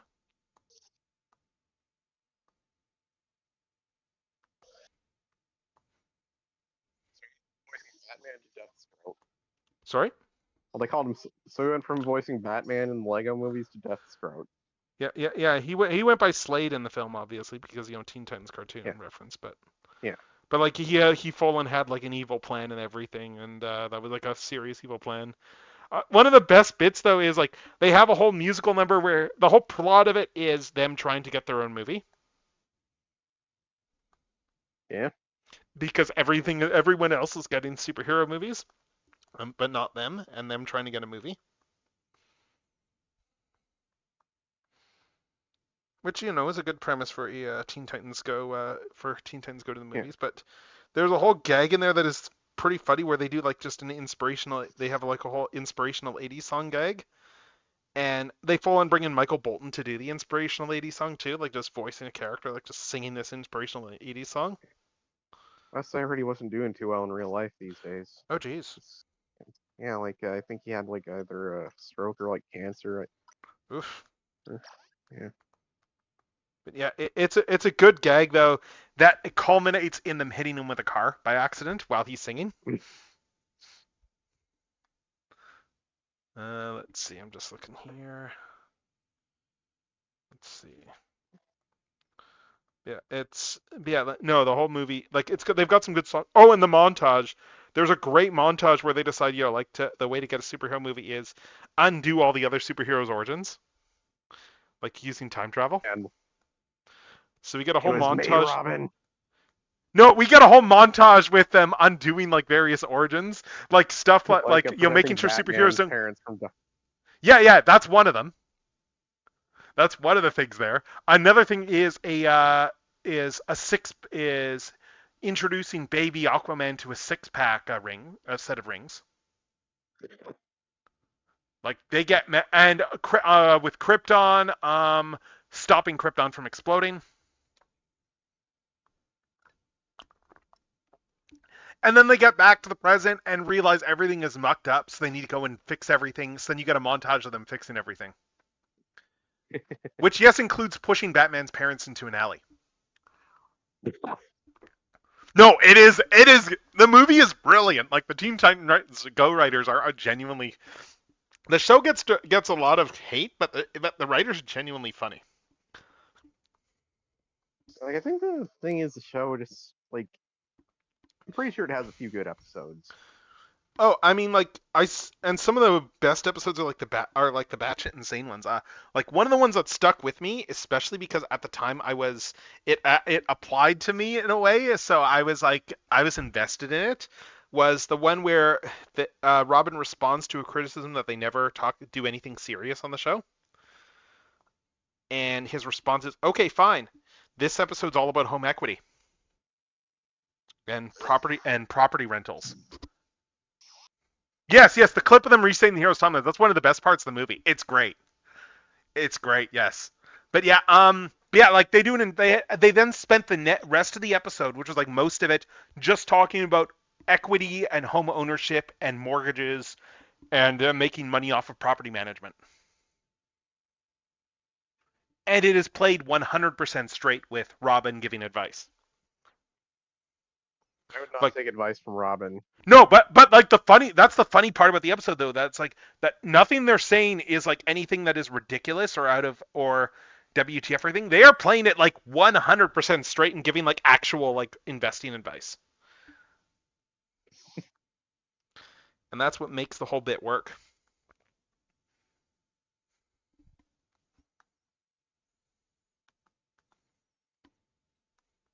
Sometimes you got to play it. And then of course when they did Darkseid, they you had Darkseid shows up, like the whole like gruff voice, and then they give him a throat lozenge.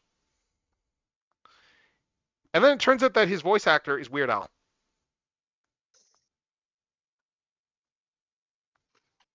So yes, Darkseid dares to be stupid. so we get a Weird Al voice Darkseid,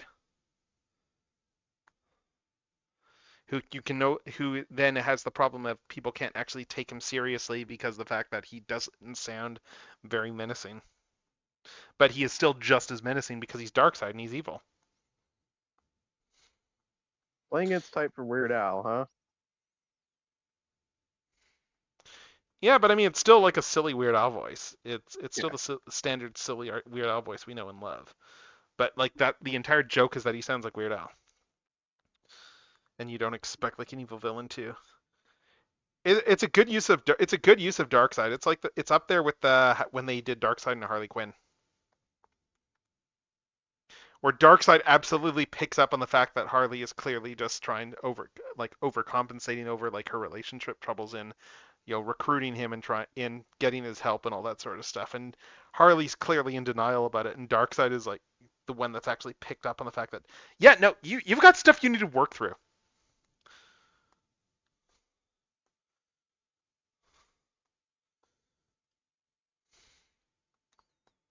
And hey, that's Darkseid for you.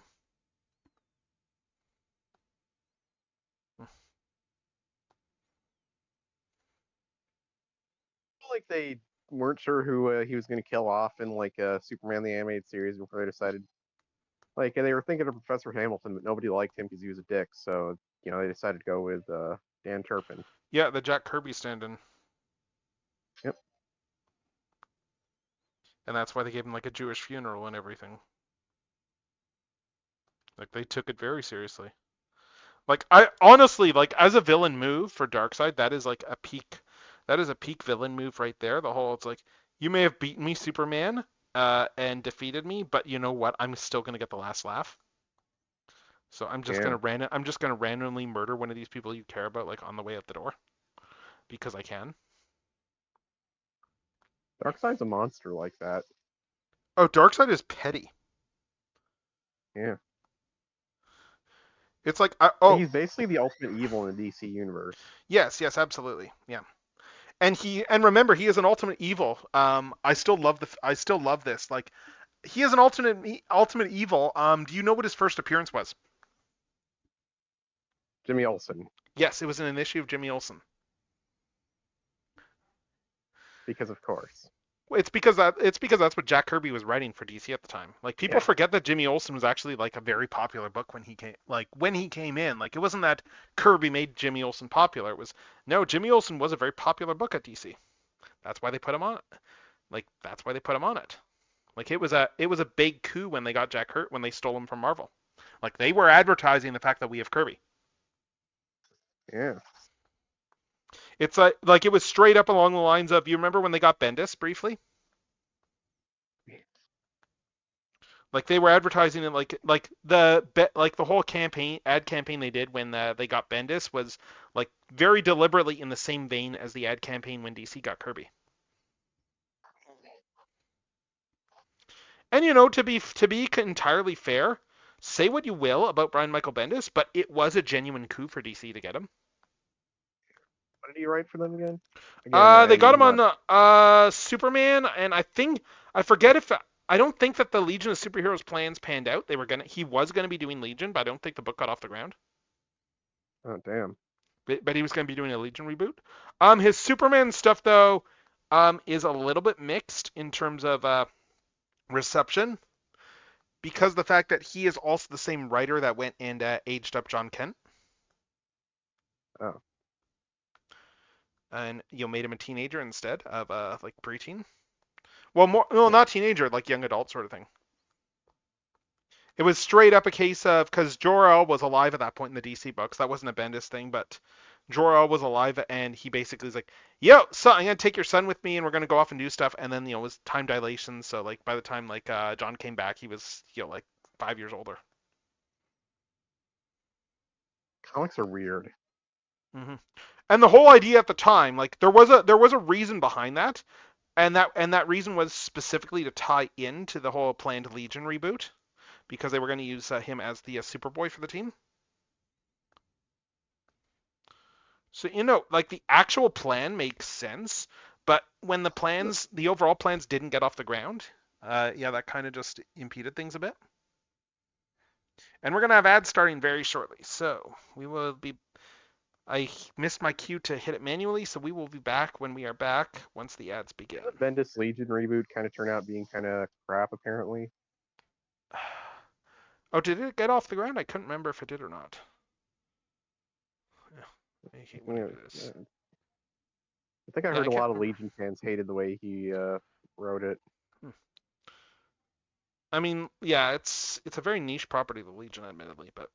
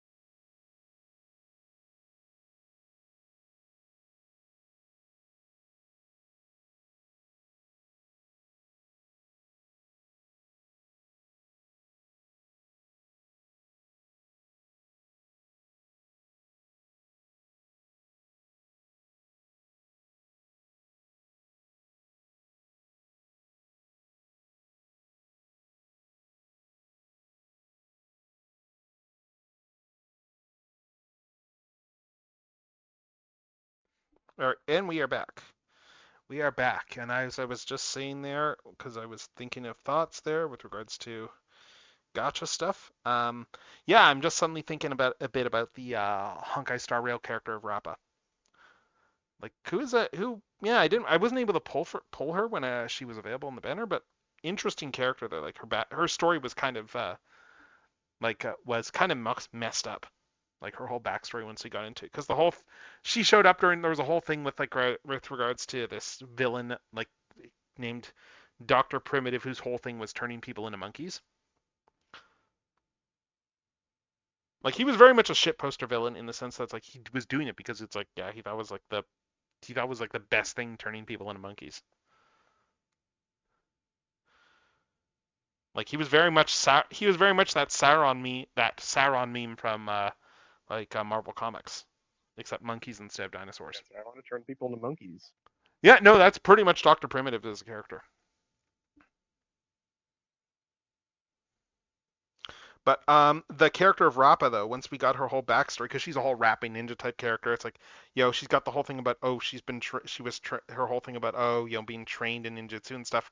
Once we got her she was like, we got hints that there was more to her backstory, and then once we got the whole thing there, it was like, yeah, so her whole like ninja stuff and all that is essentially she was a lab experiment of just messing with someone's. I forgot what the exact point of the experiment was, but like they mucked with her head, and she framed everything through these like ninja stories that one of the researchers gave her. So like she actually has a really messed up backstory, but like her entire way of processing it all is all through the lens of ninjas. So she's not actually aware like how messed up her own backstory is.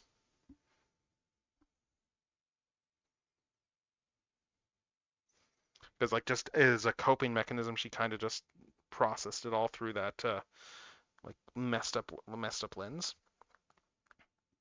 And then when the lab got raided and all the researchers died, she joined the Galaxy Rangers.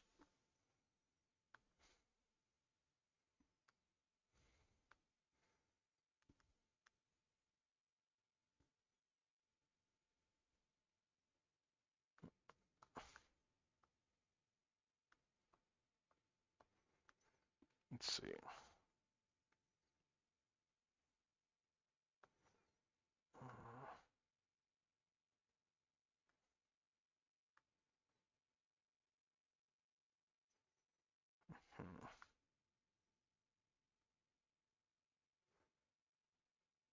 This track is making me think a little bit of JoJo Part 1 and 2. I keep expecting it to go off into Roundabout.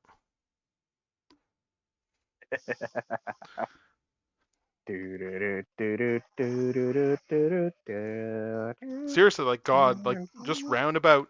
I'm very curious how much money the songwriters made off of that. Yeah. They must have done very well for themselves just off of JoJo. Next, you'll say it's not even like it's an obscure song, like it was like an obscure song or anything either. I don't think so. It's like it's like they had like all their money from like just their music royalties, and then they get the JoJo money on top of that.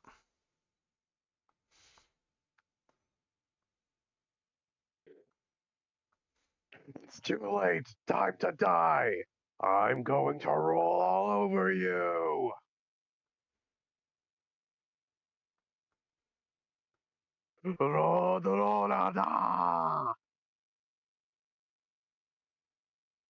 See, now I'm thinking of Piccolo going no, sorry. Who was it that kept using Zawarudo in Abridged? I'm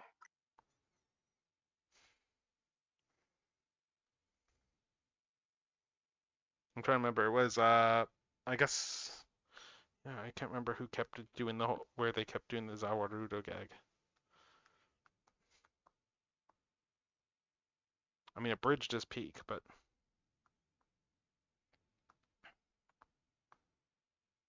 I find it interesting how like a number of those like people who worked on Abridged shows are very like just a bunch of them are very like fed up, like fed up with just the worst excesses of fandoms at this point.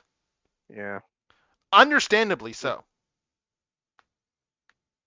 Like, I will not criticize them for that because they're not wrong. Yeah. Fandom is a mess. Fandoms are Like, I've seen like the guy who did the guy who did Yu-Gi-Oh! Bridge there. Like, he has gone off on voice actor haters and stuff. I don't agree about what you mean. Like, and just like some of the stuff that was going on during like voice actor strikes and stuff with regards to people being very disingenuous because they just wanted the voices in their games. They didn't really care about like about the actual people behind them, and Yeah. just kept making excuses for companies and stuff. Like, it was really bad with the Hoyo games actually.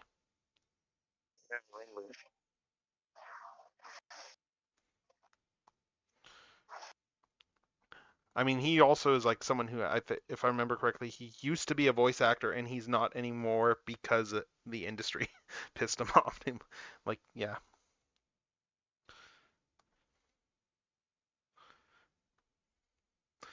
Like, it wasn't just like the fandom. It was also just like people in the industry itself that kind of rubbed him in the wrong way, I guess.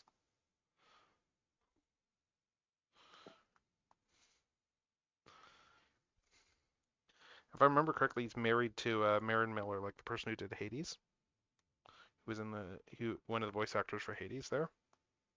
Neat. Yep. Let's see. Let's connect these lines. There we go, and I can paste those vectors back in. Oh, this is going to be good. Once I start adding line thickness. Oh yeah, we're almost done the inking on this. Nice, sweet, good. I'm keeping to my self-imposed schedule. That's good. That's very good. So let's actually. Do I want to?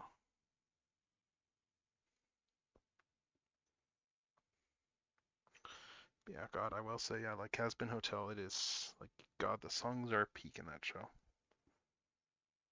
Facial expressions are pretty great too. Oh yes, yes, absolutely. Like they're great animators. Very talented people. The diabolical Danny Dubad.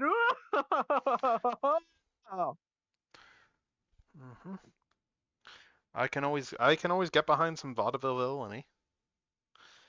I mean, and this is the cue for anyone who knows me to go, no, really?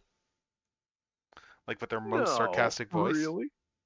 No, really? No. Because yeah, God, vaudeville villainy is like the best sort of thing. Yeah, it's. I mean, hell, look at the. Let's see. Like I Think still about love Megatron. He's the most vaudeville Megatron. like I still love, for instance, the plot of the live action Dudley Do Right. Yeah. Because of how dumb it is. Like it's a dumb film, and Alfred Molina clearly has a very fun time doing it. Sometimes I think that's the best way to do like a cartoon adaptation live action. Just be as dumb as possible. Oh yeah, he was very In a much. good way. He was very much like he didn't have the appearance of like Snidely, but he was very much playing a cartoon character. Like that and and I love the entire scheme too because it's a very cartoon. It's a very cartoon villain scheme. Like if you remember it at all. I never saw the movie. Oh, Whiplash, Snidely Whiplash's plan in the movie there, like his whole thing is he is going to like he fakes a gold rush. He fakes a gold rush by like just like embedding like he does a bank robbery and then he like kills his crew because obviously, but does a bank robbery, kills the crew and then uses the money in order to fake a gold rush. Yeah. By like just spreading gold pellets like everywhere there and stuff, and then becoming like the beloved rich off the town and stuff like that and everything, and just becoming like beloved among the population and stuff, and yeah, it's. I don't remember Snidely Whiplash killing anyone in the original cartoon. He's the classic tie people to the railroad tracks villain. That's his true. whole thing. That's literally his whole bit. Like that's where it comes. Yeah. Like he's the one that popularized it. Well, I don't know if he popularized it, but he is emblematic of it. Yeah. Like that's very much his whole thing. Oh, by the way, I noticed your train thing didn't pose any actual threat, so I cut the brakes. You're welcome. His face when he says the "you're welcome" bit killed me. Should I say face or screen? Because his face is his screen.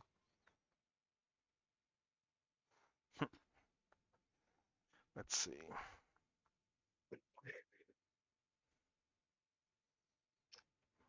Yeah. I really like what they like. I really like the hints we've gotten to with Vox's backstory as well. It's interesting.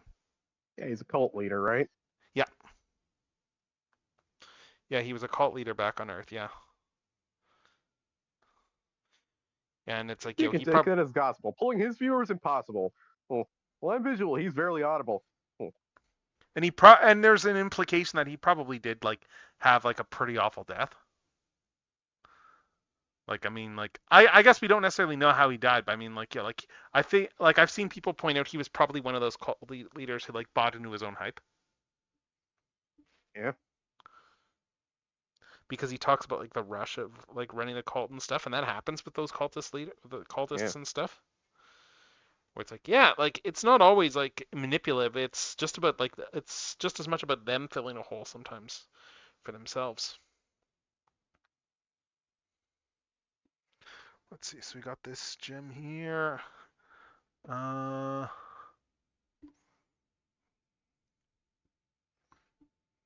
just trying to decide how I want to fill the gem in.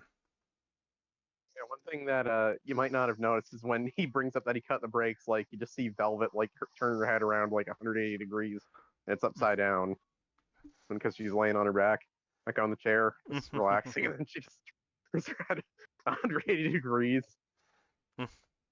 He's with like a maniacal look of evil on her, like a smirk on her face. Yep. We really are in a golden age of indie animation. Yep. I mean, is some of it funded by, Wish.com Lex Luthor? Yes. Sad.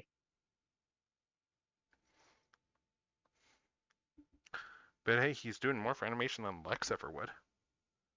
Yeah. I don't think Lex would do anything for animation except make something that was made to make Superman look bad. Well, I guess it depends on the Lex. Like a Gunverse Lex, he'd make a cartoon just to make Superman look that was just about how awful Superman is or something. It would be a part of his scheme, yes. Or a cartoon that like was built to whip up hatred against the group against the country that he was trying to get genocided to like just as part of his whole ruin Superman's life plan.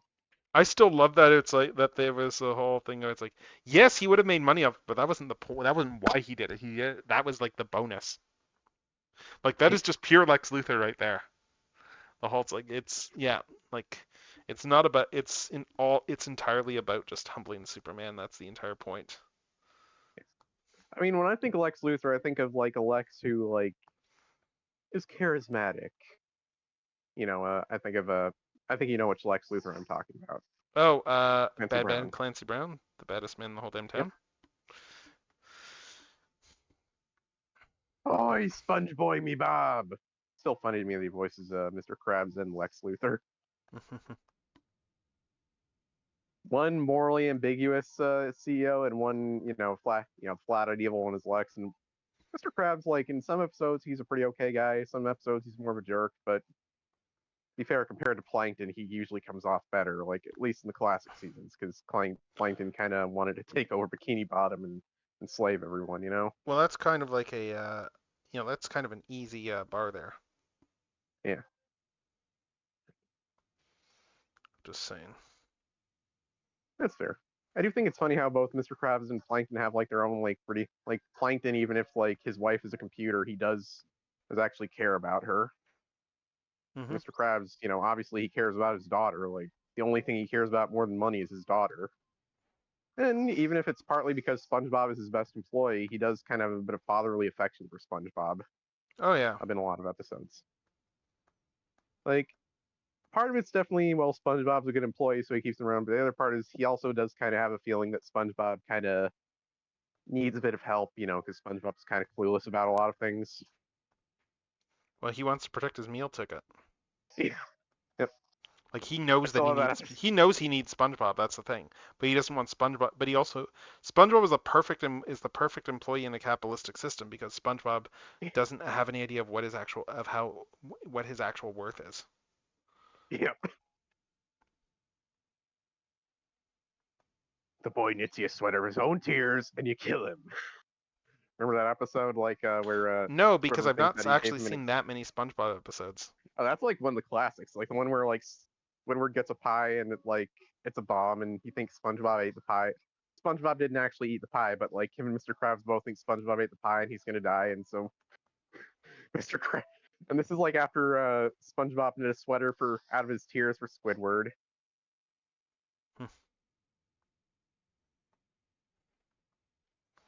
Let's see, correct line And width. Let's lower this one because that's just a guide one. of course, the shiny bunny respawns. The shiny I don't even want. Nice. I mean, not Yeah, nice, but I don't really dislike Bunny it's Slop Bunny. I just like I'm furry as all get out, but Slop Bunny, like, its spine is broken, so that just kind of ruins it for me.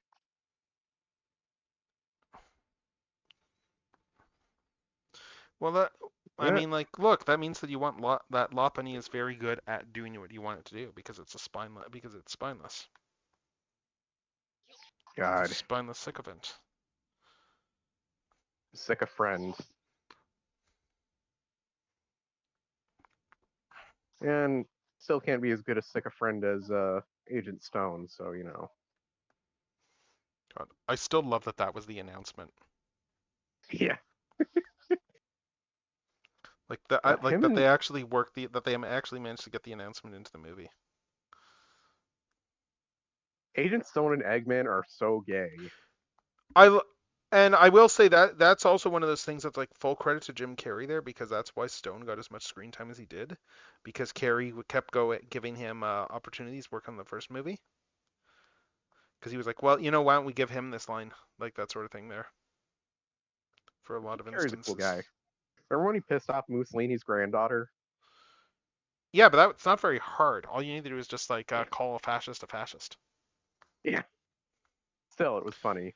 Yeah, because what he did like a painting of like Mussolini getting hanged. Yep. It's party time. Party, because I gotta.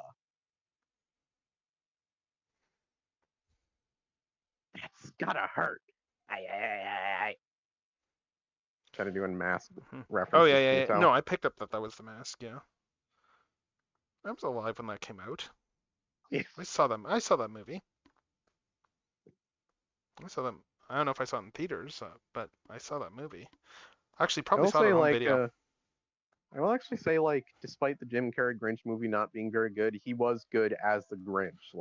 His performance. But that's just because Jim Carrey is Jim Carrey goes method on things, and I mean, like even in a part of that is like Jim Carrey's own like just like psychological insecurities. But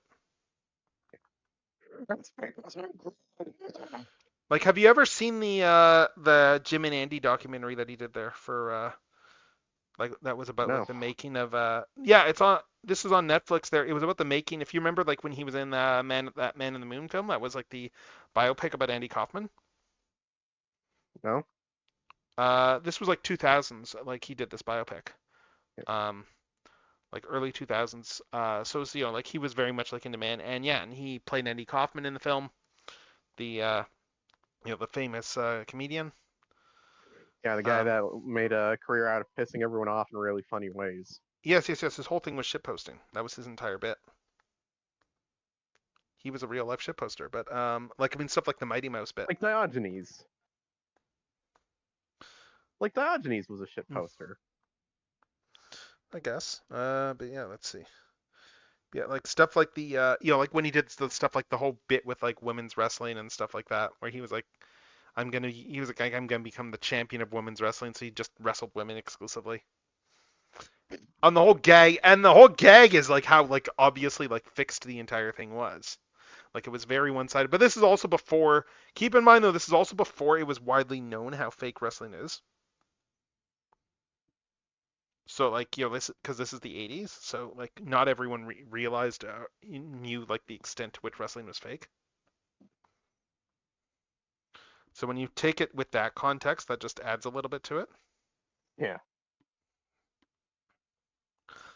And like he had a whole like fake feud with like Jerry Lawler and stuff like that, where it's like like got into a fight with him like on a talk show and like then was going around wearing a back brace and stuff. And then it came out like years later after like after after Kaufman's death that's like, oh yeah, like they staged the entire thing, but didn't come out for like some time afterwards. Didn't like people theorize that he faked his death as a bit for a while? Yes, and his friend kind of like just leaned into that whole thing there, because like his friend who kind of like, inherited the mantle and some of that, and then like there were people who also knew him who were like, yes, that guy's a bit of a shit poster. So it's like it's like, yeah, that's the kind of thing Andy would love, but it's not actually true.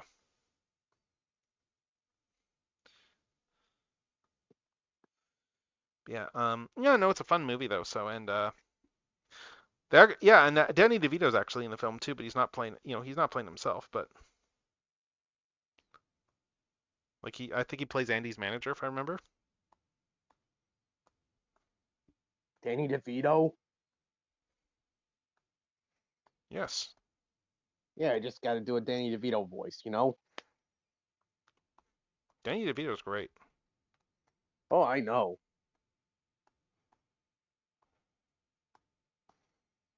He's, he's the man of trash. He's the trash man. Would you like a nice egg in this trying time? I actually really want to see where they go, like next season with him with Sonny, because like the way they ended the latest season is like I was like oh, that's actually a bit of an unexpected direction if they actually commit to that bit. Like it's because they had a whole thing of like where he was absent from he was absent from several episodes at that point. And like they'd had a whole gag of it's like, oh, where the hell, it's like where's Frank? As usual, I see. But they had a whole bit of where they're kind of going, it's like, hey, wait a minute, where's Frank, sort of thing there. And then they found out that he was on what was it, Golden Bachelor? No, they and the last episode of the season is full on like the Golden Bachelor finale episode there, and because it's Disney that owns them now and everything, like they had I think they filmed on the actual sets and they had the host there and stuff. But yeah, like Frank on the Golden Bachelor, like he'd basically just gone and he full on hired a fake family too. And then the last episode is like, but the last episode though is kind of nuts because they brought in what's her name? I should know this. She's pretty funny. She was also in a Taxi as well. Like she was his wife and Carol Kane. Yeah, they brought in Carol Kane as his date as his date like in Golden Bachelor. I thought and they had his ex-wife was Gilda Radner. No, it's not his ex. Rhea Perlman. Yeah, no. I mean his wife in Taxi. Oh. Like his fictional wife, his character's wife. Yeah. Yeah, like she played his character's wife in Taxi. Like they've known, they go back a ways, but they've not actually acted in anything together since Taxi.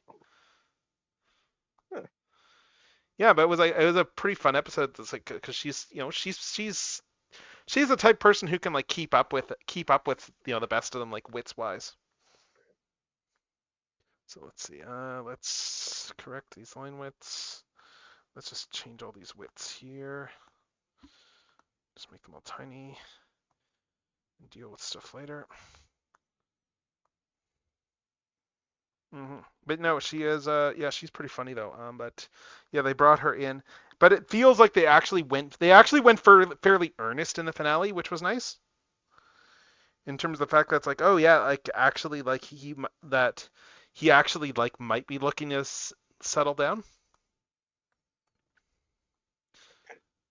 and they did a fairly like earnest like just scene at the end there and stuff, and it was honestly like pretty good, and it's like, oh, huh.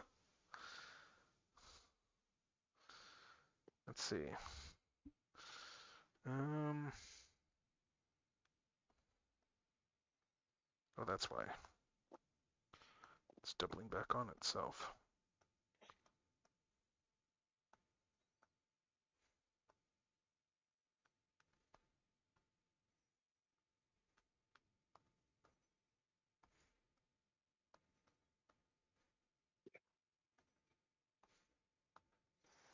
Okay, let's see. Hold on, I gotta reset Twitch. Like I haven't been getting any Midori No worries.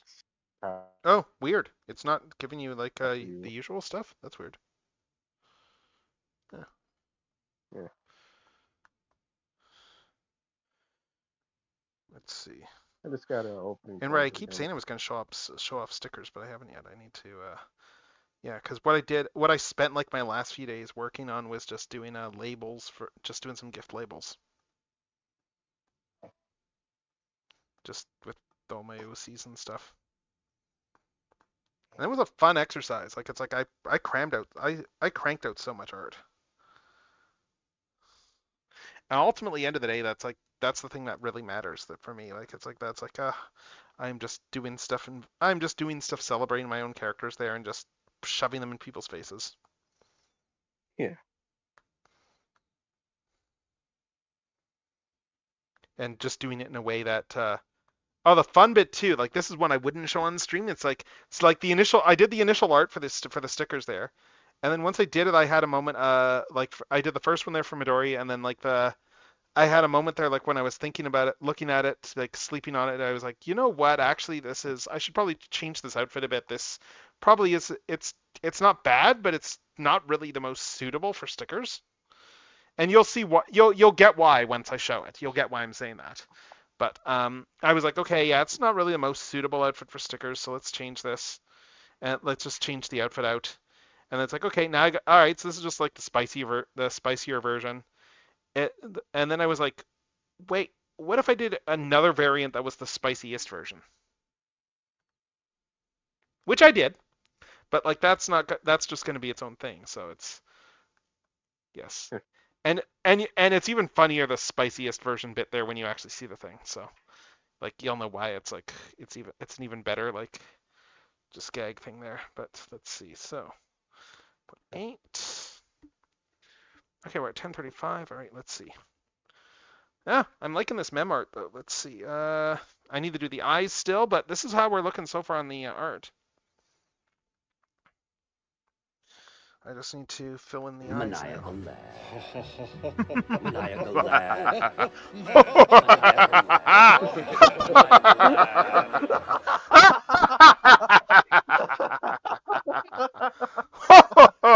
This is some kind of sick joke.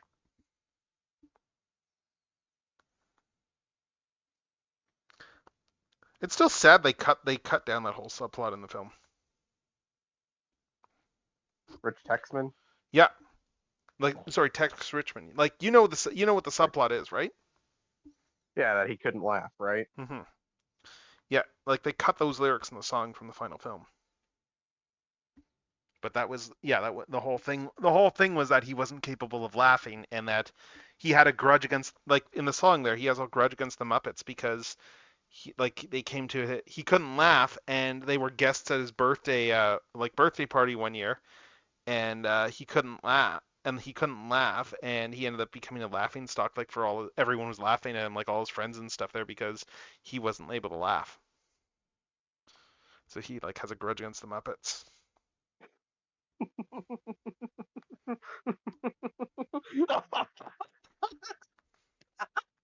Is this some kind of twisted joke?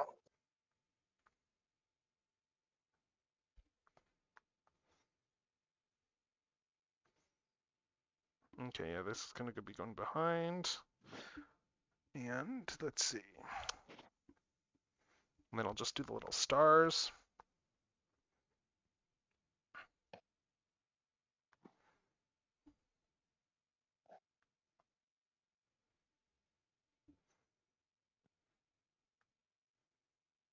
Dun dun dun dun dun dun dun dun dun dun dun dun dun dun. Hmm? Or I'm just thinking of Tenna's theme from Deltarune, the boss Hmm. theme for Tenna.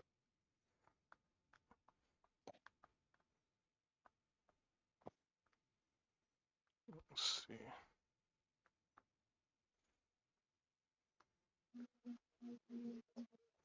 Oh, right.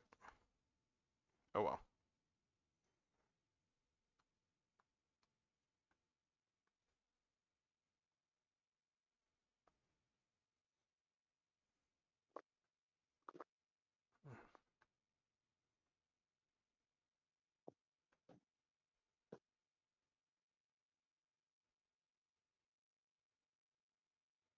Oh. Actually, what's with the... Did I muck up the line thickness on this? I did. Oh no, that's the pupil, right, but I still mucked up the line thickness on it. Okay, let's see.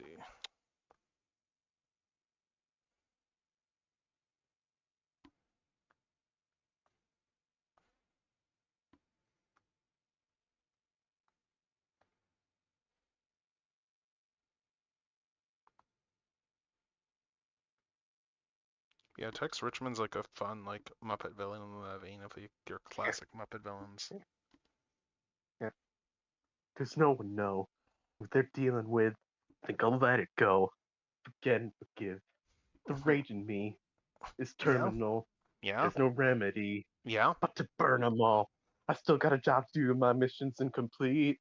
Only a traitor could consider making peace. The princess has to pay for what she did that day, for what she took away. Storm's coming. I can see the clouds. No run's gonna save you You need to now. watch the And show already. it's gonna fall down like gravity. Like gravity. Eye for an eye says you owe me a debt. Blood demands blood, gonna get my hands wet. The flood's coming, now you can bet on tragedy. Like gravity. Yeah, sorry, I had to be quiet. No worries. Let's see, and then put these little paws here. Huh? Sorry.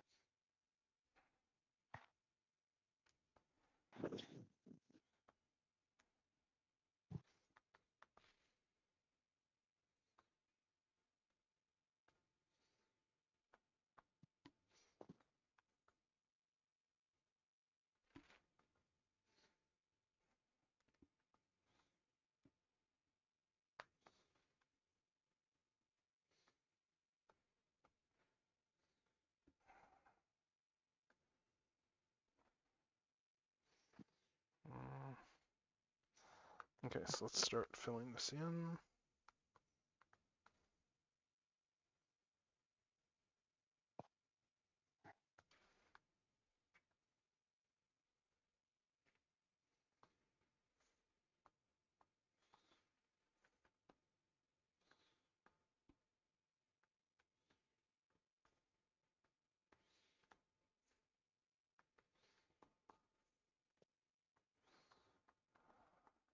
For the hour, we're discussing a certain has-been who has been spotted cavorting around town after a 7-year absence. Did anybody miss him? Did anybody notice?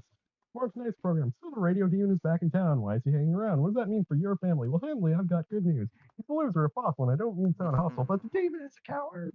You can take that as gospel. Pulling 5 viewers impossible. I'm visual. He's barely audible. Stop giving him the time of day. Don't listen to a word he'd say. I hope you had a nice vacation, but he should have stayed away. Let's see. All right. Salutations! Good to be back on the air. Yes, I know it's been a while since someone with style breathed hell to a broadcast. Let us rejoice. Instead of clout chasing mediocre video podcast. Oh, hold on, phone call. All right, let's see. What else we got? I bring this in a little bit here.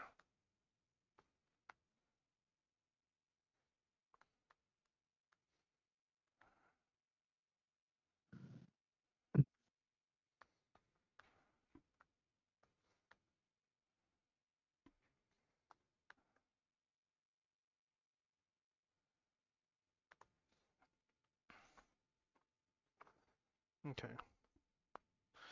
Right. Let's erase some of these lines here too.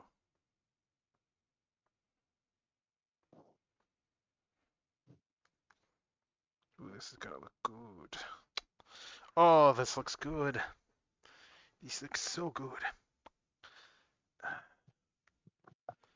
Let's shorten.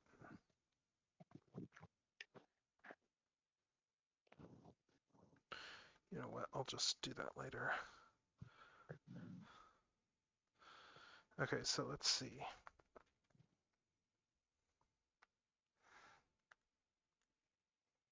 Yeah, I need to speed up. I'm running a little bit behind.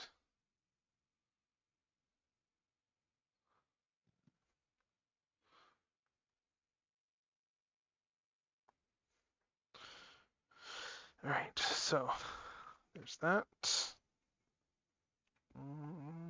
And okay, let me bring up some reference here.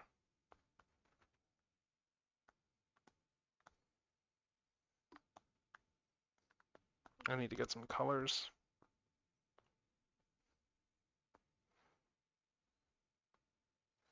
Let's get some reference colors. This will work.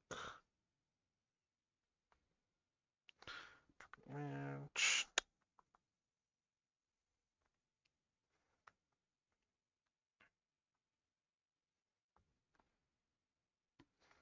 flip this back around. Oh, that's looking good. That's looking good. Let's see. Anyway, let's start inking this thing. Let's do proper colors, and there we go. Take the pink and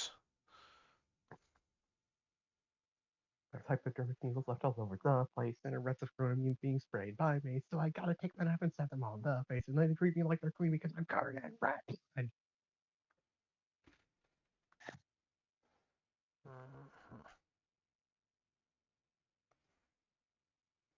let's just put this over here. Out of sight. And then And that's why the hotel is good, right? Yay.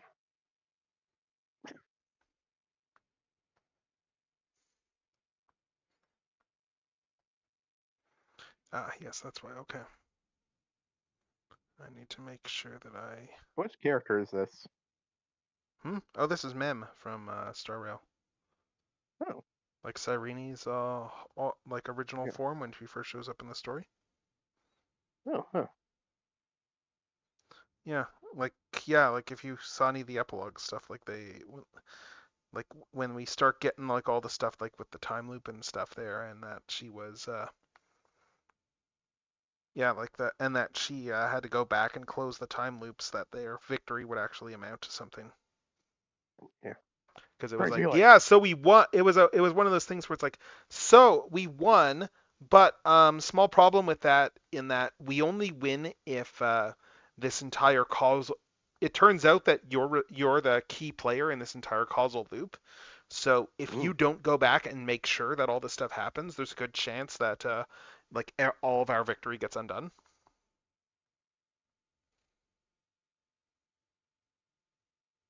So it's very much a, yeah, she didn't really have a choice.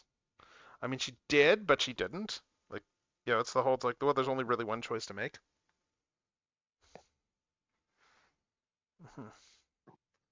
And let's see, let's already start to, let's see, I need to color in some of these lines, like this one here.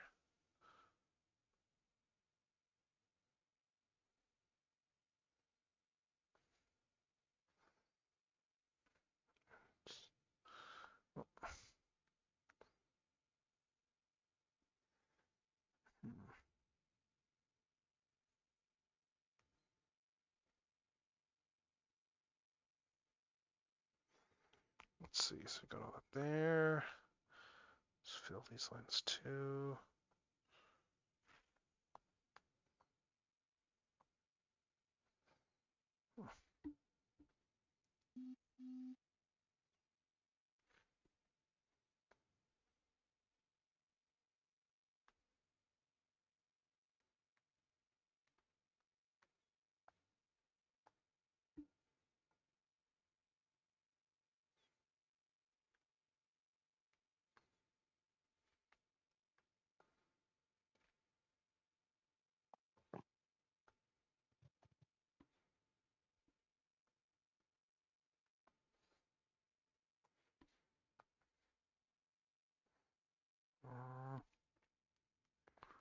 Let's see what else. All right. Fill these lines too.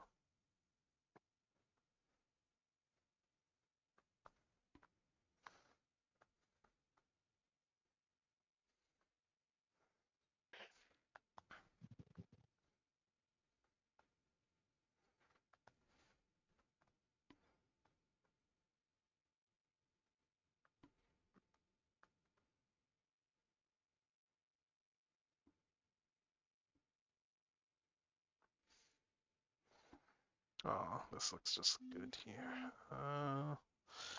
Let's see.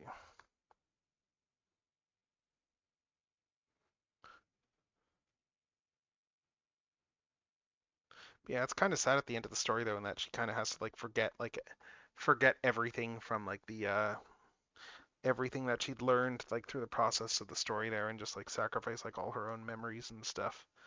And then like the story ends with her as like with her back at the very beginning of the story, like when she first came into the story, like amnesiac and like just not remembering anything about who she was, not really even able to verbally speak. Yep. Just yeah, it's sad.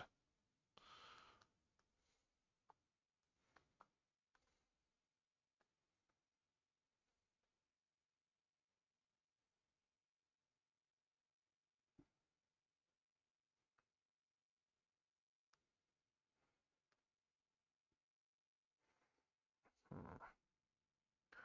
Oh, and the paw prints are the same color. Okay.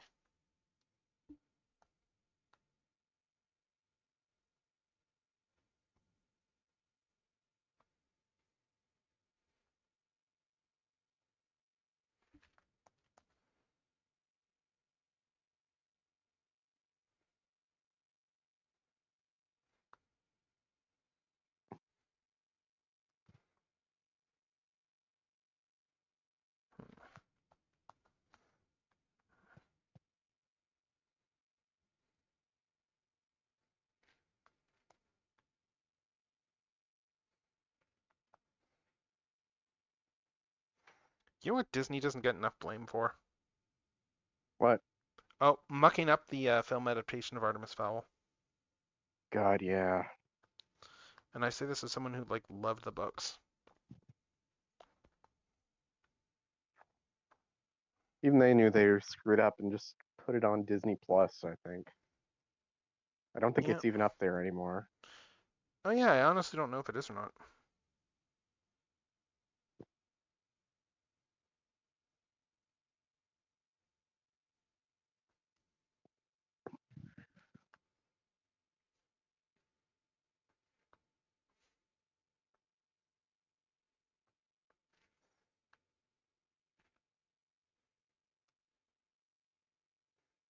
Let's see.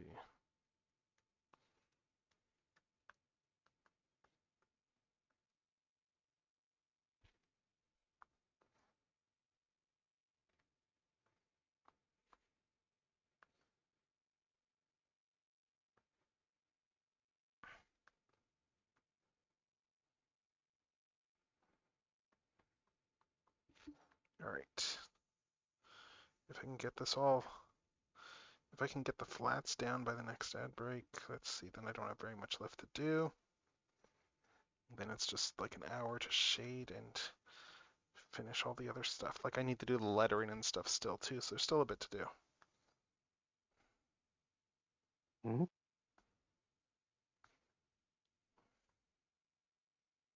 Mhm. And let's see.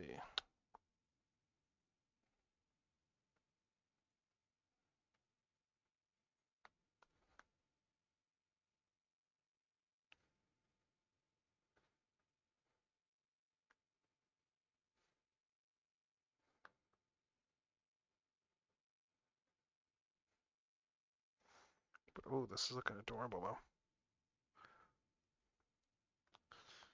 As it should. Oh.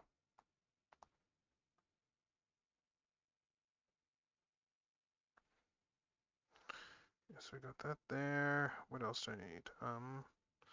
All right, there's that. And what color are those? Those fade into pink, okay.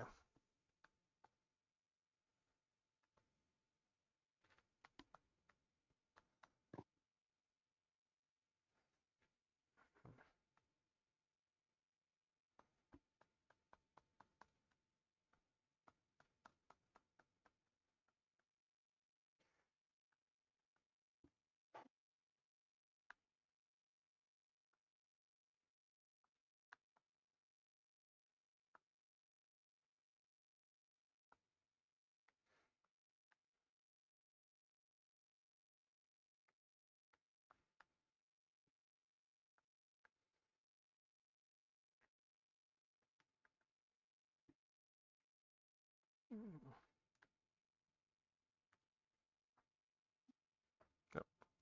And that is the wrong color. Let's right, because I did that before I changed the arms.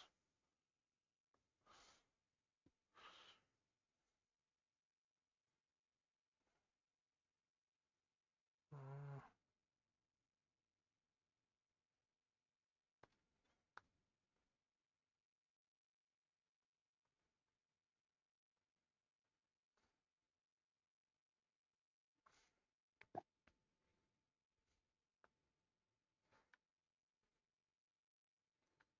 Okay, then the eyes.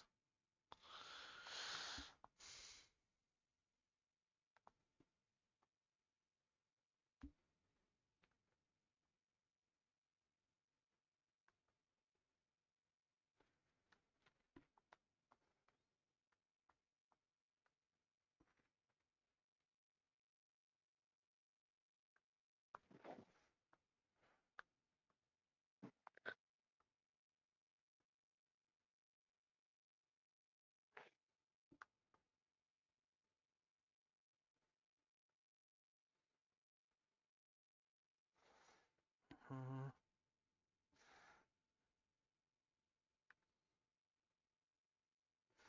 Oh, right, there's the other pattern in the bottom of the eyes. I missed seeing that in the refs I was looking at.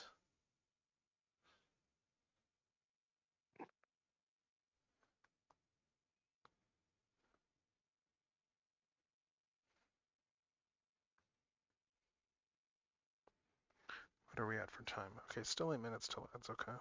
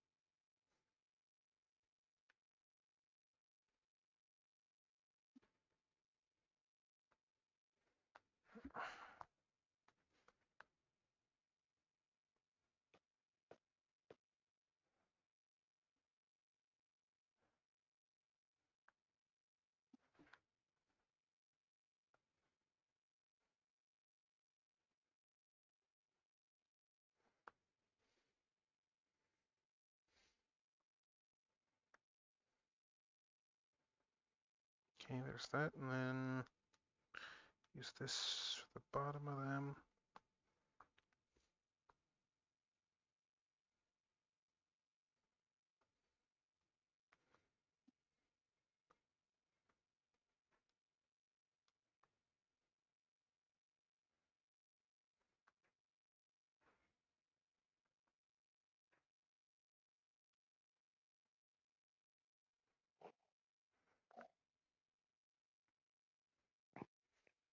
All these eyes are looking so good here. I just need to do the little detail on the bottom of the eyes, and let's see.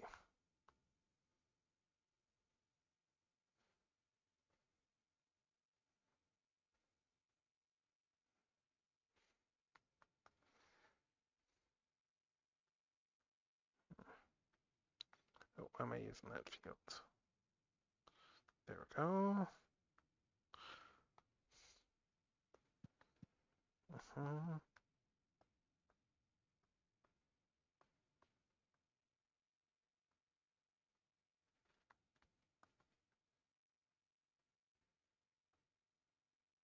Let's see.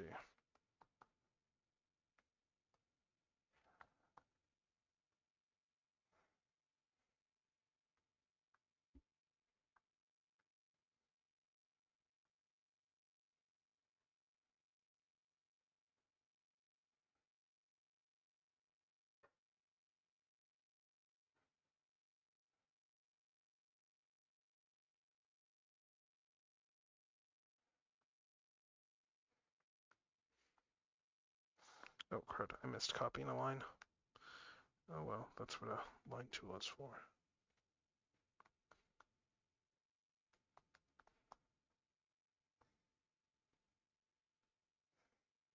Now then, let's color these bits in the eyes.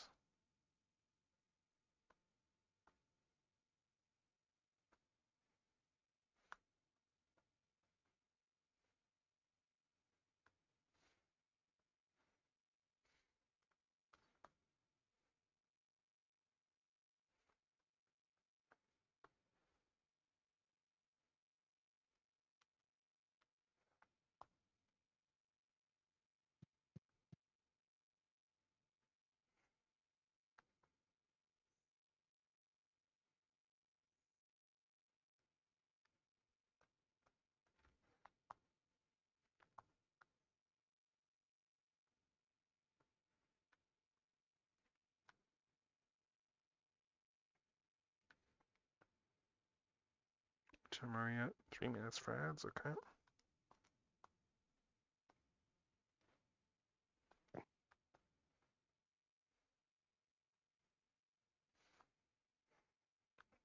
Oh, this is looking good here. This is looking nice. Actually, I need to. Actually, let's adjust this here.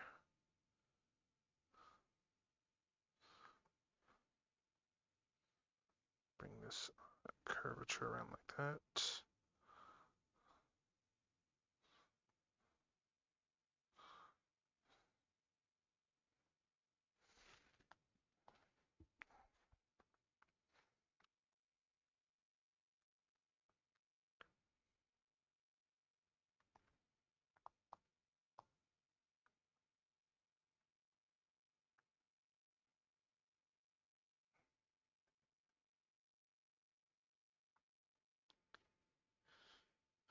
You ever think at all about how, like in the Mighty Ducks cartoon, there's a character who's full on named after an actual dish?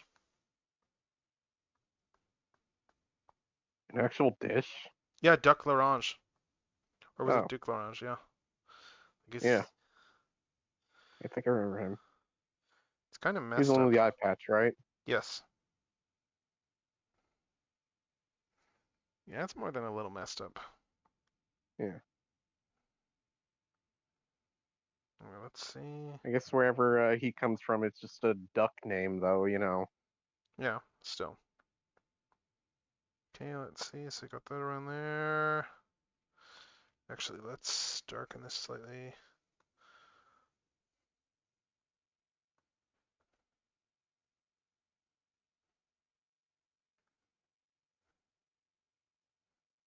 And we'll do the same with the purple.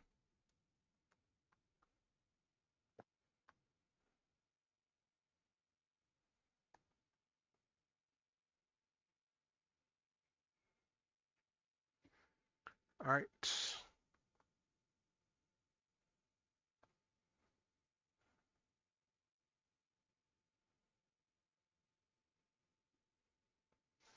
And then I'm going to just, let's see.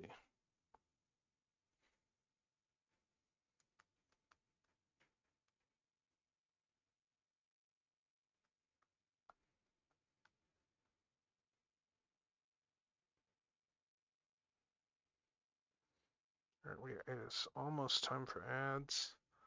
Yeah, ads start very shortly, so I'm just gonna start the ad break early in just a sec. Once I... Oh.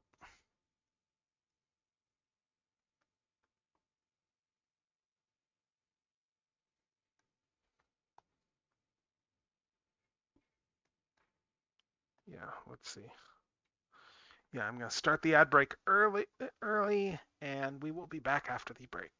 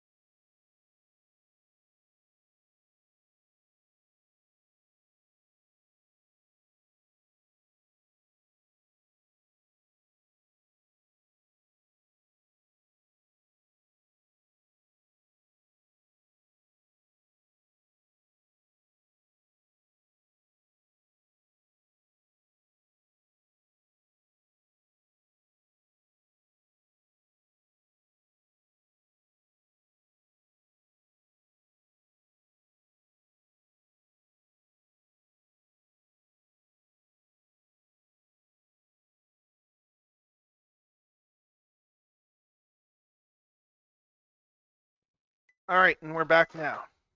I just was popping to the washroom, and yeah, as you can see here, we got a decent amount of progress done on this thing so far.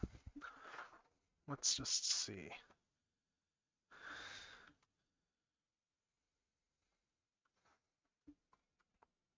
Hmm.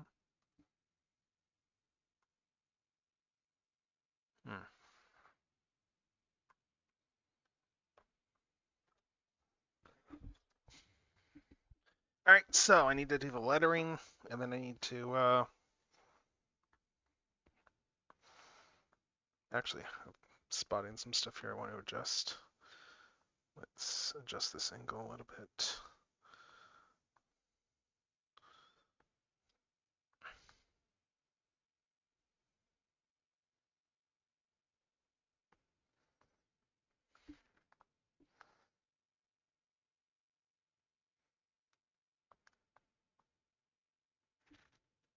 Uh,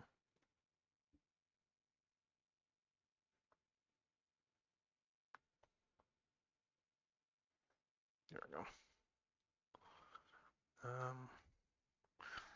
Hmm. Anyway, let's do the lettering now.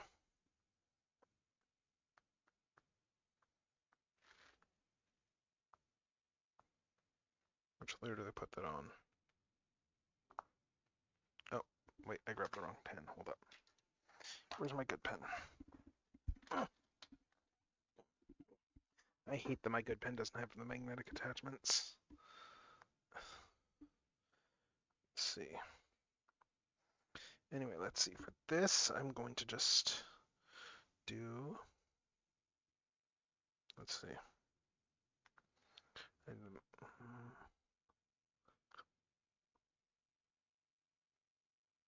Two. Let's see.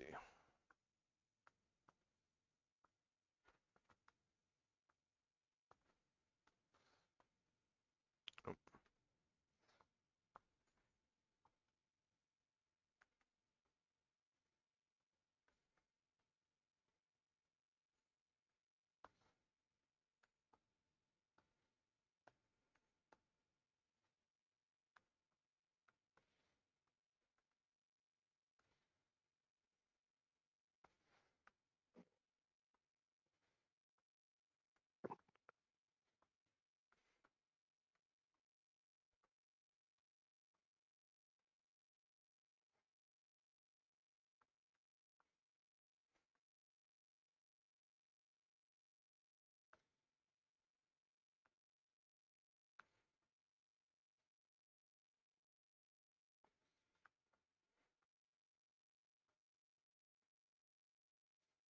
Oh, wait, there was an example of an R.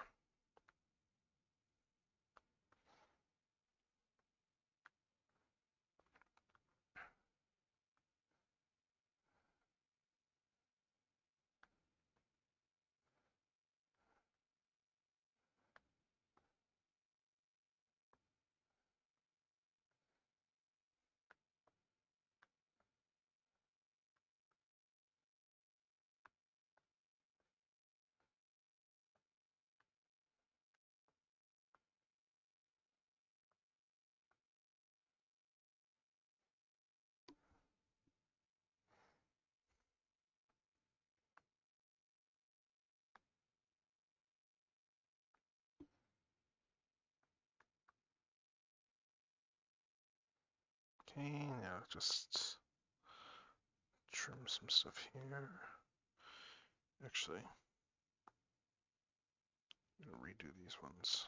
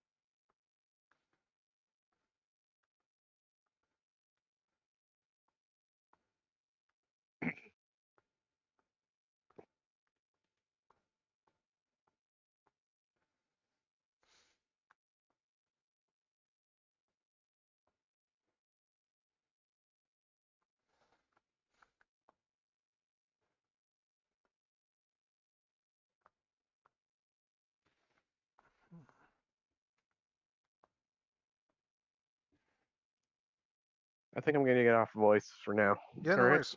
Yeah, have a good one. I'll still watch the stream though. Yeah, no worries, no worries. Have a good night. You too.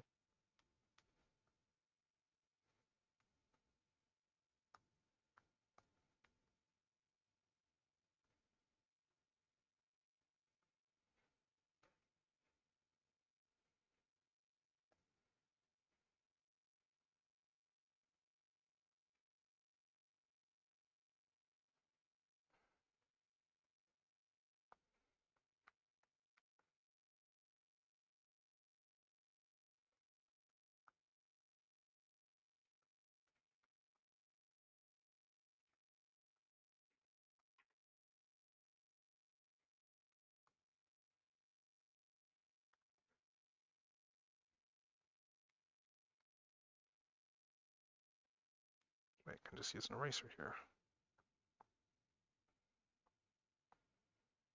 It's not a vector eraser, but it'll do.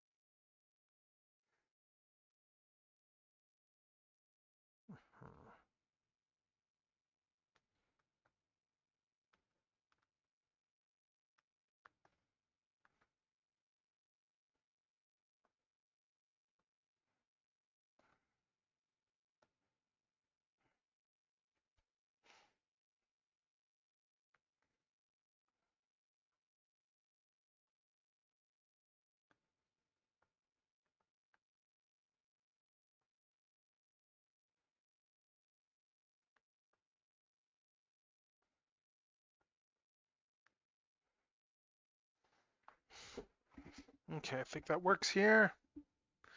Let's see. Then I need to adjust the other lines. Make sure that it's... Actually, let's thicken these lines up a little bit.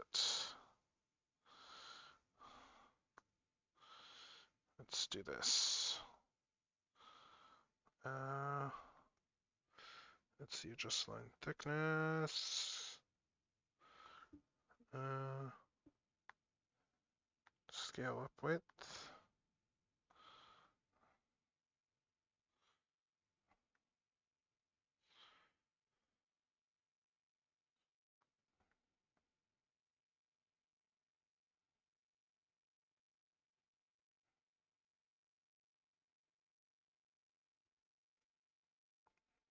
Yeah, there we go. That works. All right, now then, let's start doing the other lines.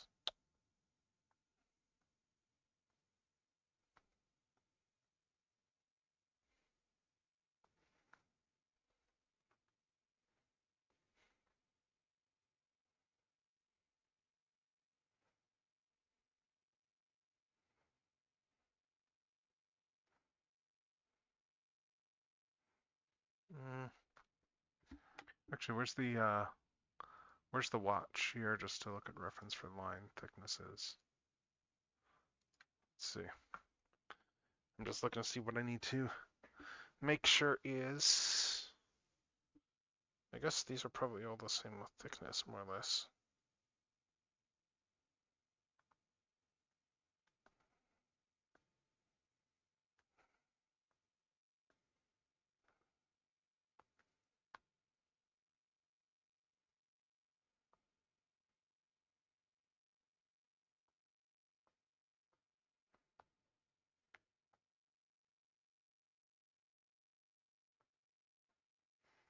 So we got this here. Thicken up the ones inside very slightly. Thicken up this one here. Thicken up this one here. And let's thicken this one. Thin out that one. Thicken up the other one.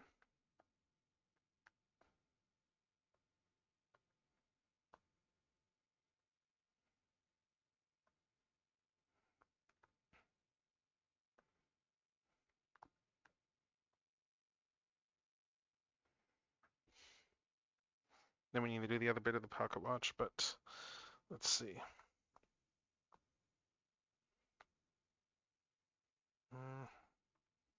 I think we're getting a good look here for this. Let's see. All right, let's see. I want to bring up refs again, and let's see. Let's color our MEMS lines. Let's do another layer here. Let's just do some mass line recoloring.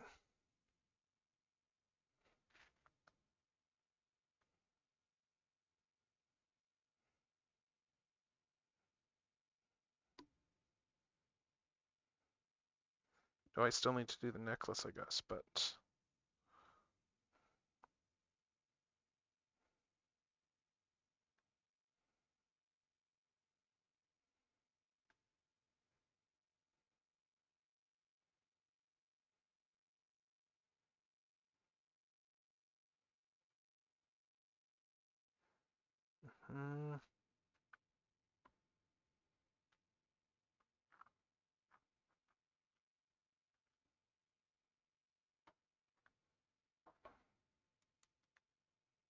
and these ones make these ones will take on a bit more of a purple hue for these.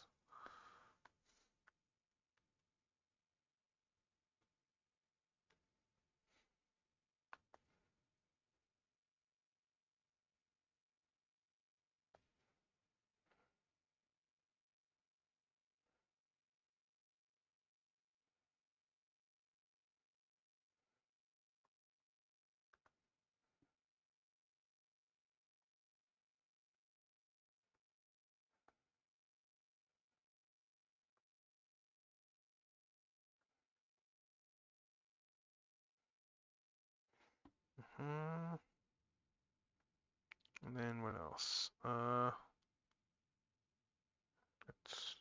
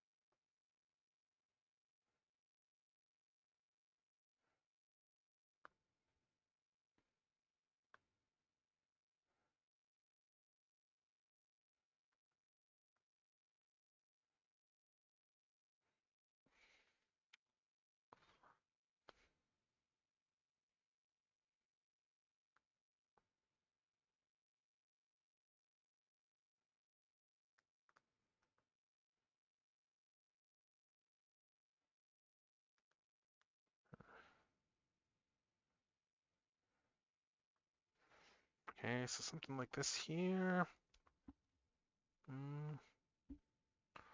Let's see. I don't know about this lines. I think that was overkill a little bit.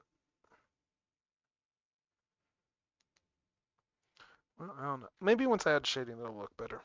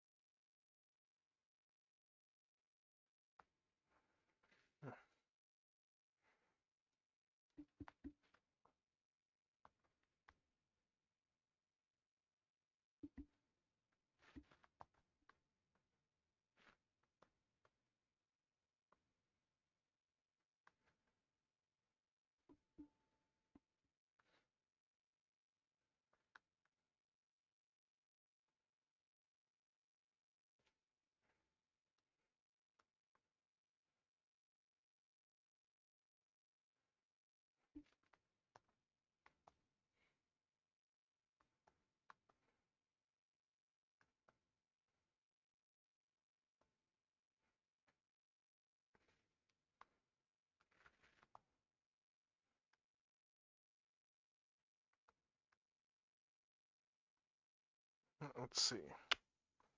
Let's get back to doing the shading.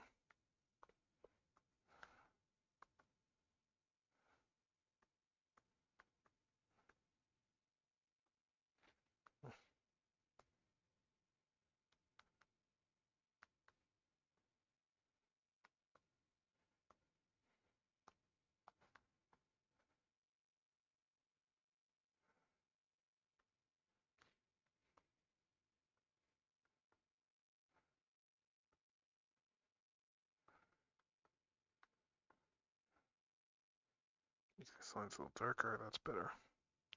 That's better. That looks better already.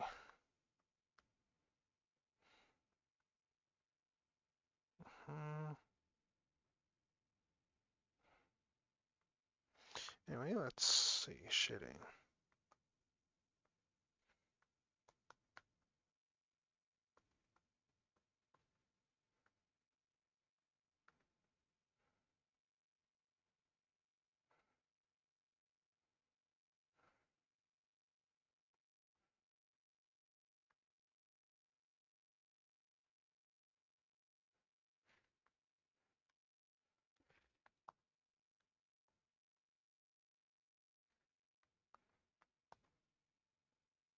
Mm.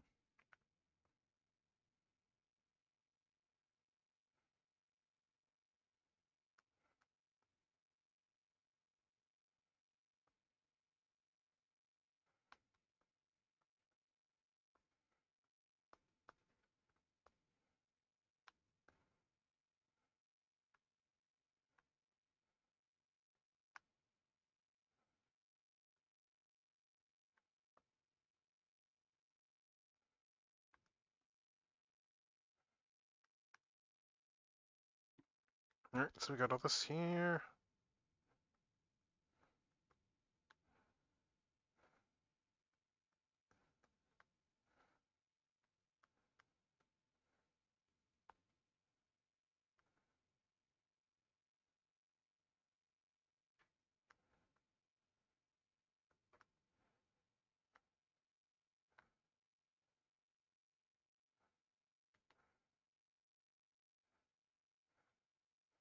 Okay, that's looking a lot better already.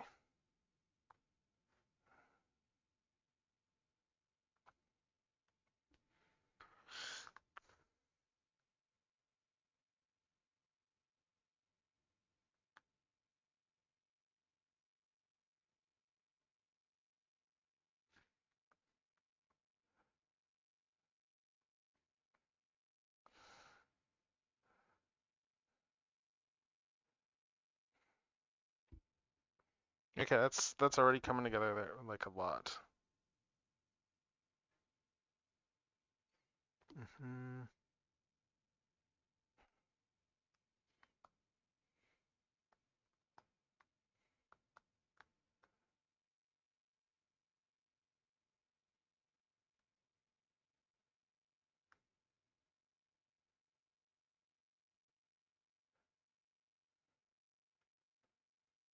Okay, let's see. Anything else I need to do here for shading? I guess I need to put a background in here still too. But I think the shading is. I could fade it all a bit, but I think that it's going to be a smaller sticker. Let's just put the grid back on. Turn the grid off for a sec. Yeah. I think this will work well enough. Now then, let's take you down here at the back. Where is my reference layer? Let's take you up and let's start just grabbing colors.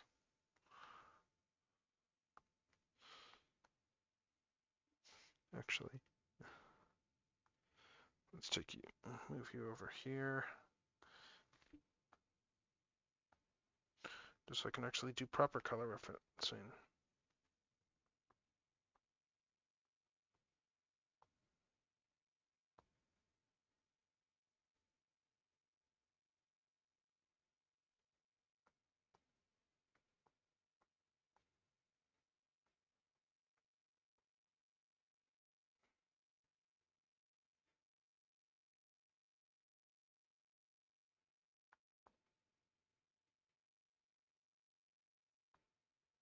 Okay, and then we fill all this, and then we keep going with this stuff here. There we go.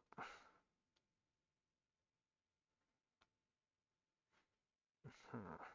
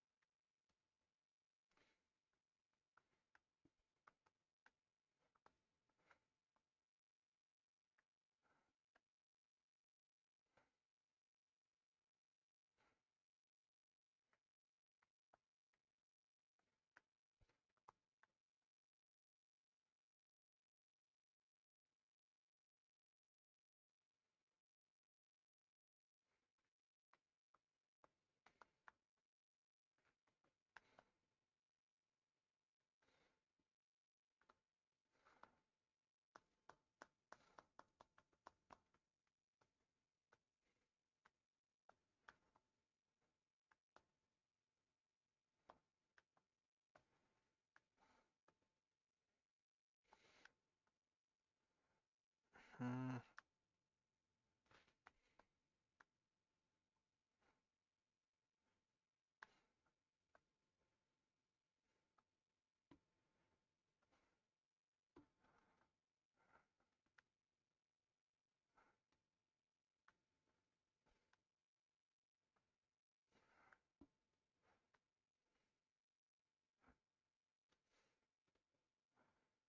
Okay, and then we just blend this too.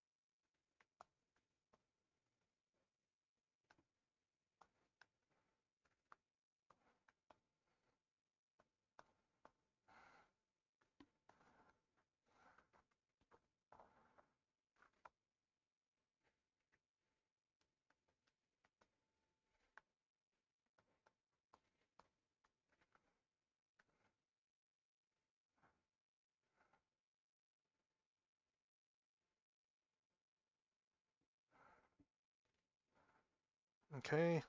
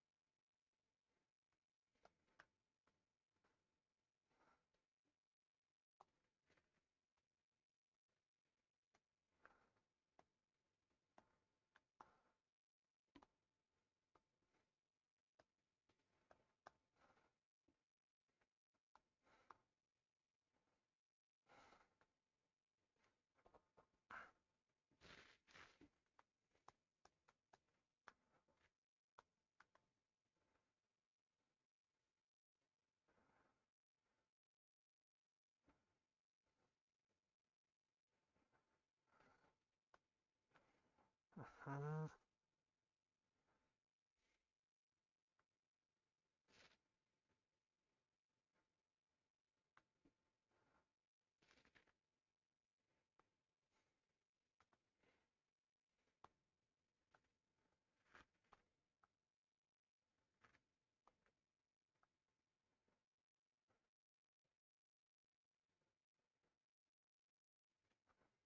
Let's see. So we got all this here.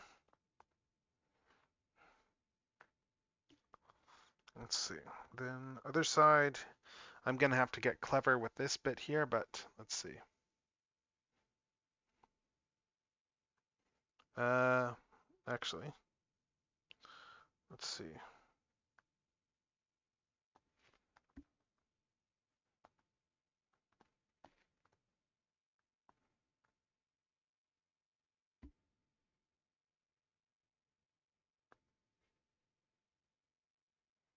So we got all this here. I just need to.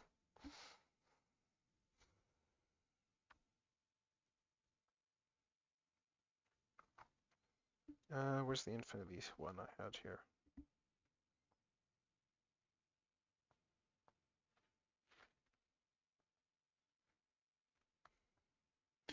I'm gonna.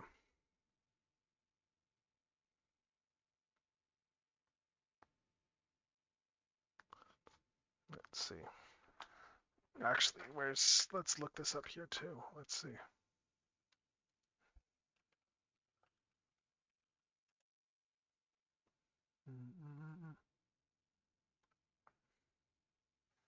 I might just even just clip art like the M4's background. I don't know if I'm going to, but let's see.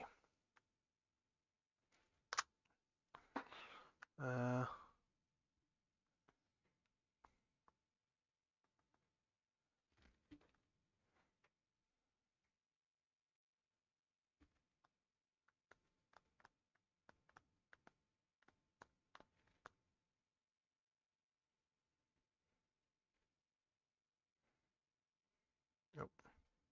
No, I didn't want that. I don't think I'm going to copy this verbatim, but I am going to.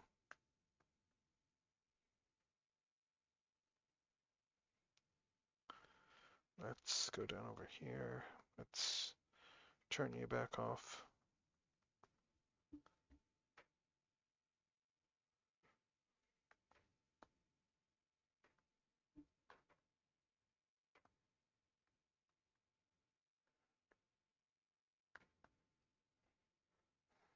Because I want to just, let's see.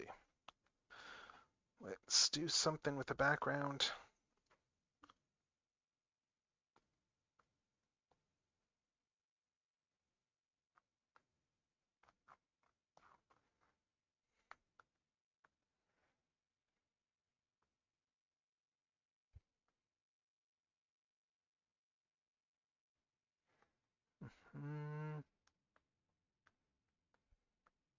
Let's just paint something up.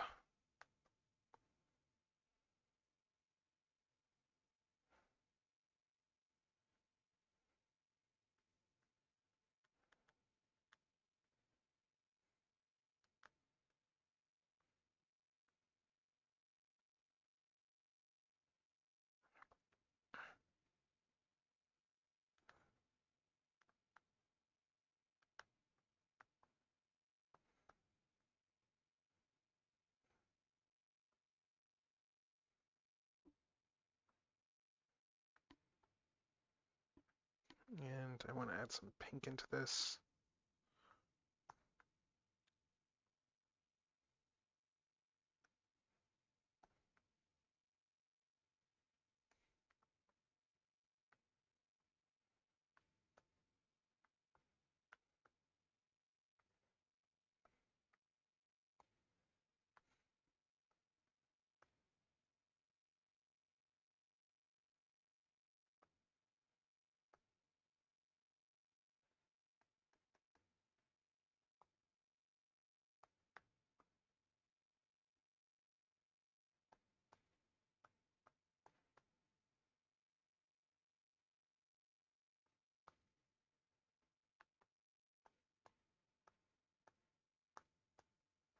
Yeah, it's just getting smudgy.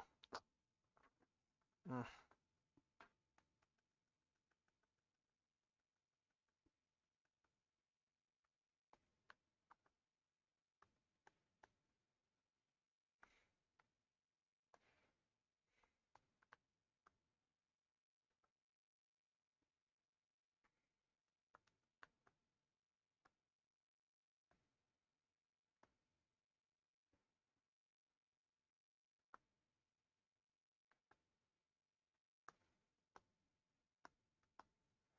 I'd rather not use an existing background, but honestly, that's probably going to be the easiest way to do this effect. Just given I'm operating under time constraints right now. Let's see. Well, actually, I should probably finish the pocket watch. Let's just do.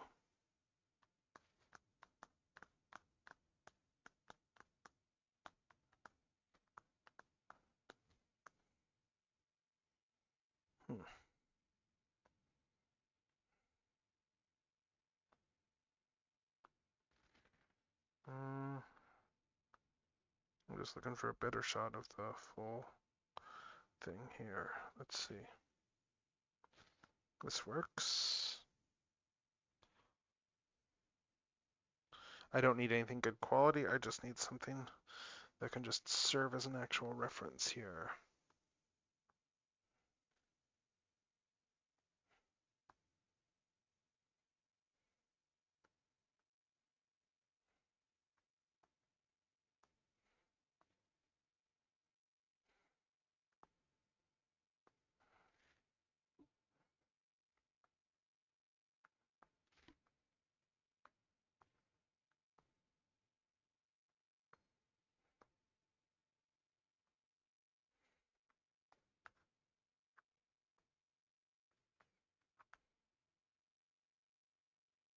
Anyway, let's see.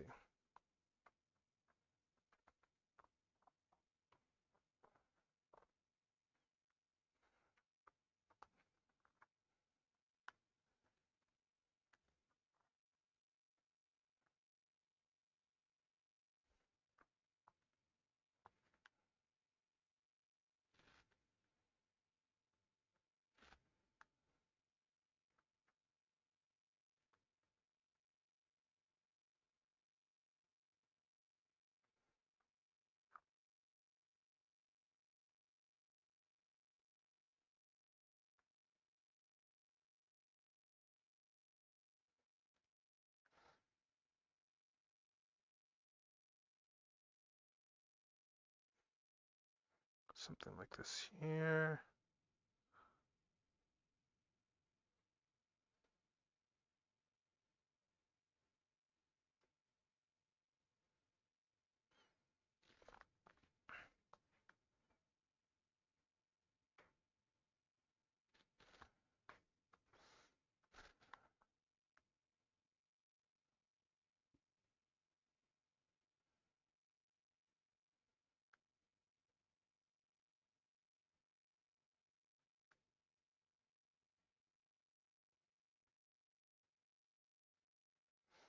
Something like this.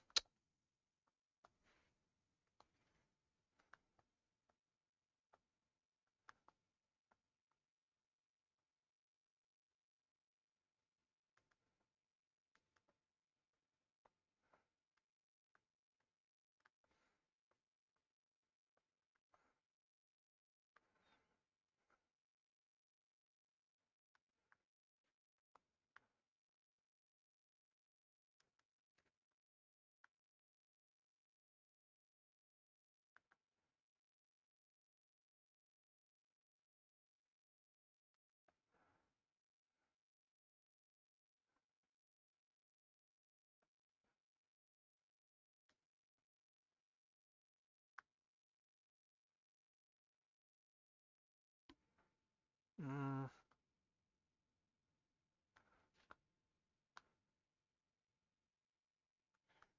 Hmm.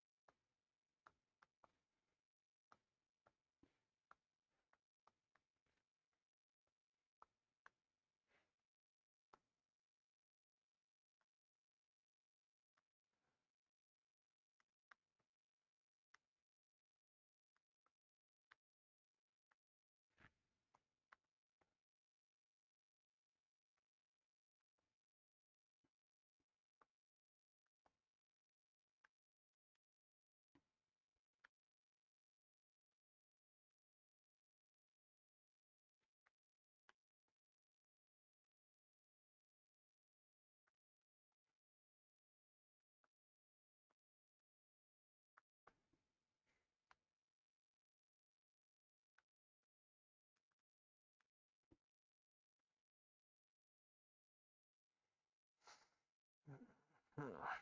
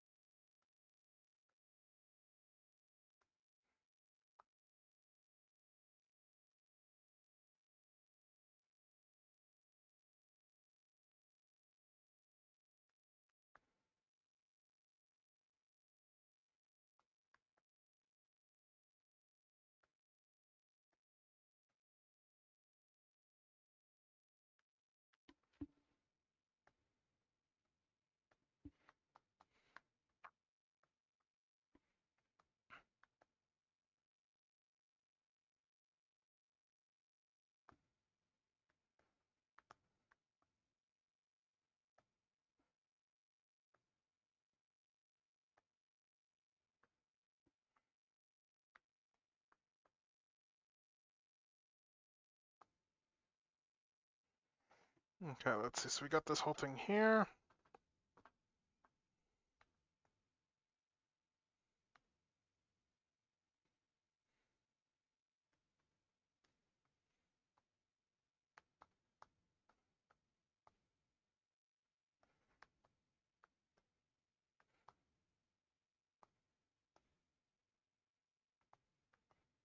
Okay. I'm just gonna do a quick thing here, just a sec.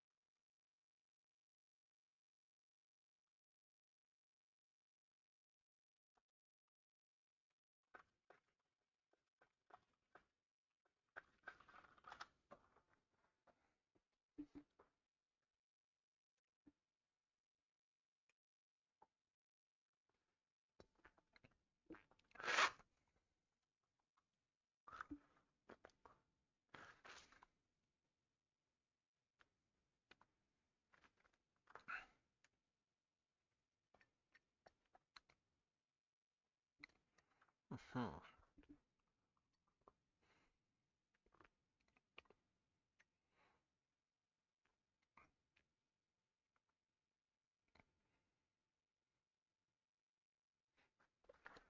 Anyway, let's take a quick drink and let's warm up this drink, then we'll get back to this. Let's see. Hmm.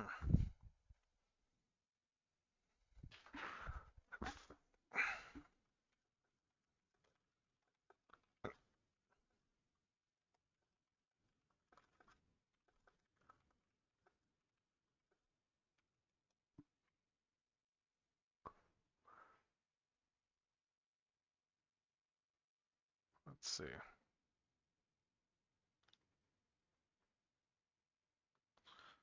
What else? Hmm.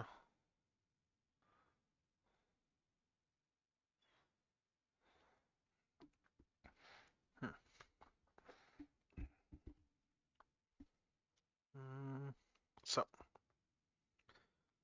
let's see. I want to get this thing done and dusted.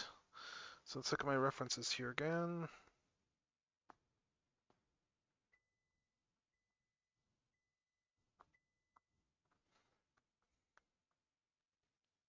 And actually, I want to just adjust this slightly.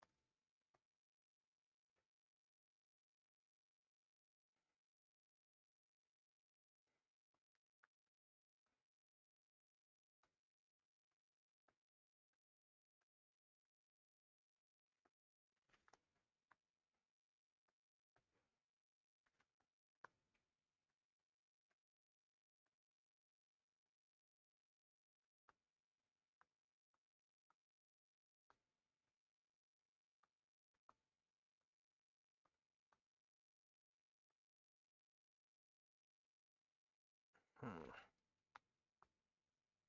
So we got this here. I just need to shade this side of the watch. And I'm just gonna, when I should have done this to start. I'm just gonna do this here.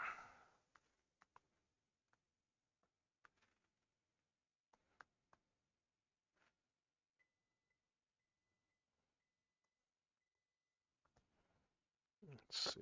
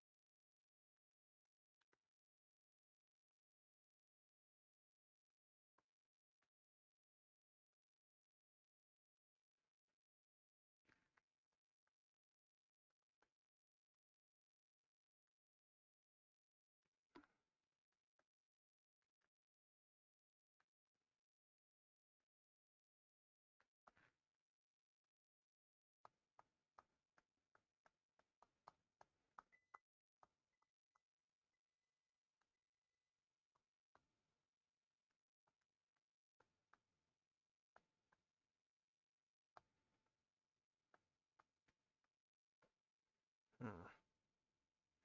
I guess we got ads soon.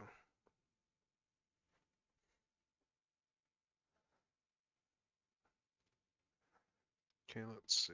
On the side.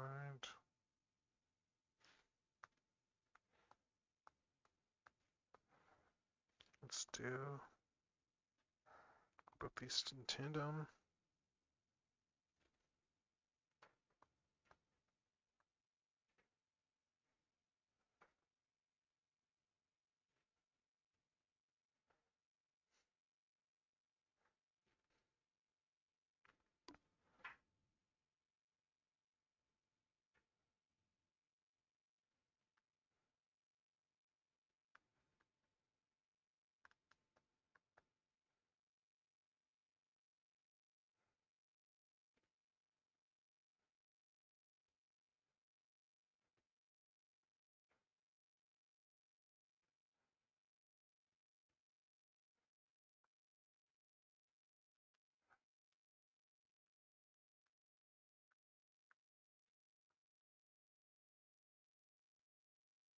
Hmm.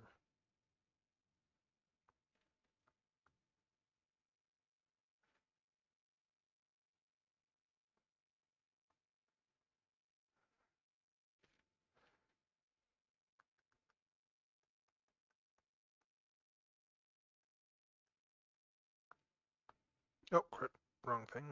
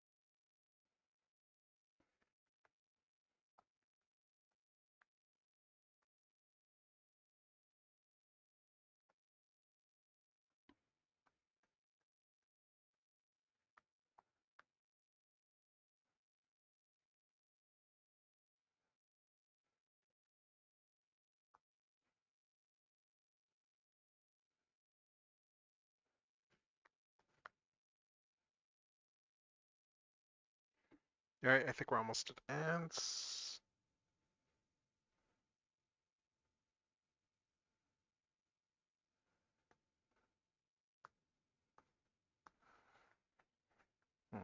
Let's see.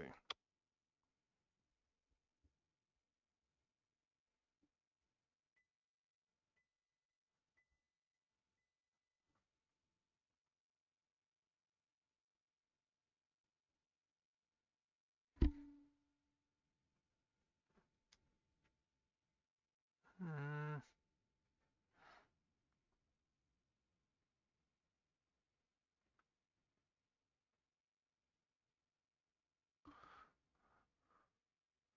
Let's see.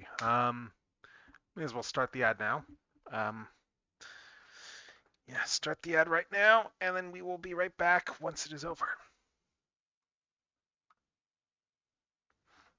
But we're making good progress on this thing here.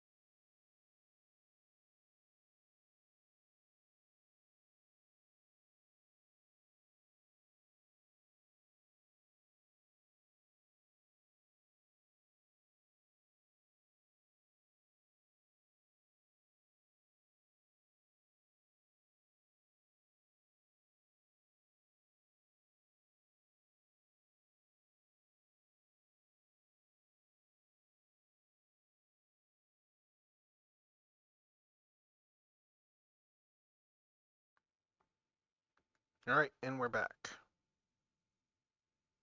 We are back, and I'm still working on this thing.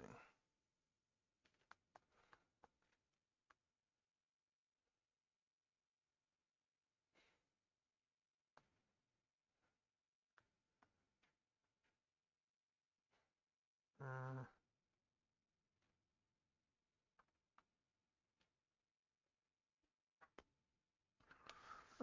Uh, let's see.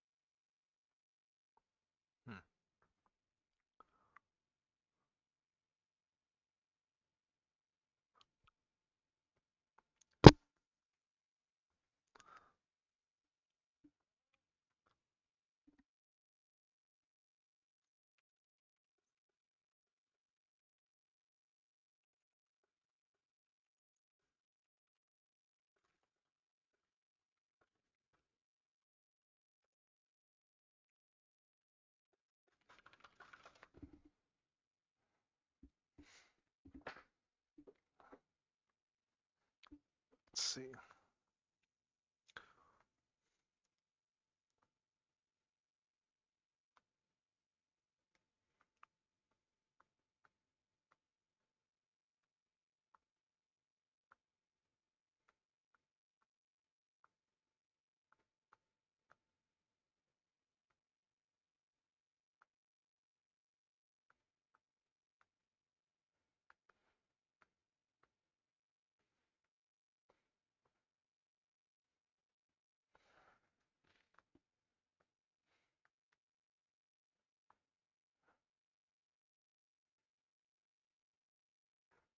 Oh, wrong thing.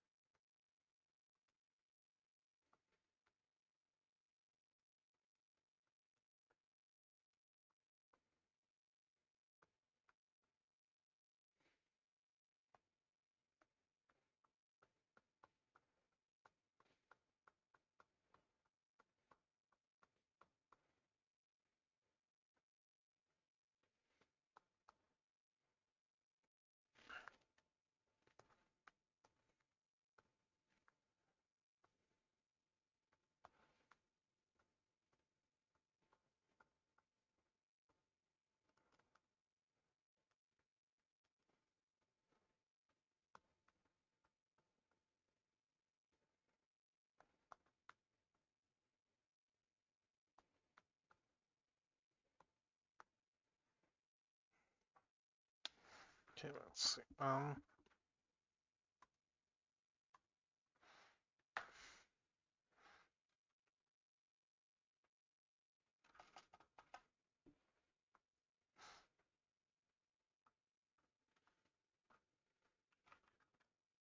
Snooping as Nope. usual, I see. I guess that's a Pingus there. But yeah, we are making good progress. I just got a little bit to do, and then I got to do the background, and oh, I need to fill in this whole area in here too, actually. Actually, a few areas back here I need to do. And actually, what's like looking over at this? Got a few areas I need to fill in.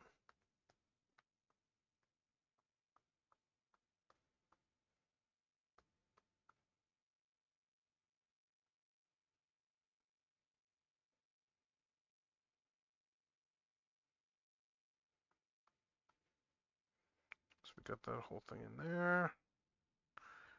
Locked in over here. I'm gonna actually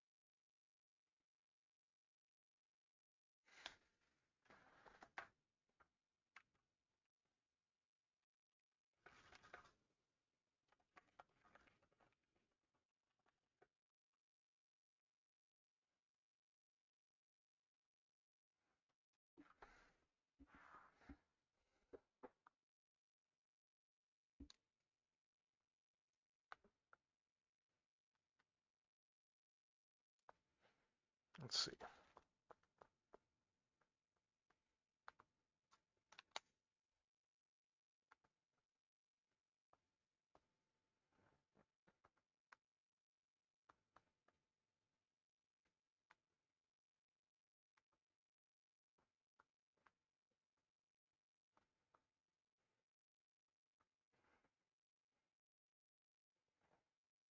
Hmm.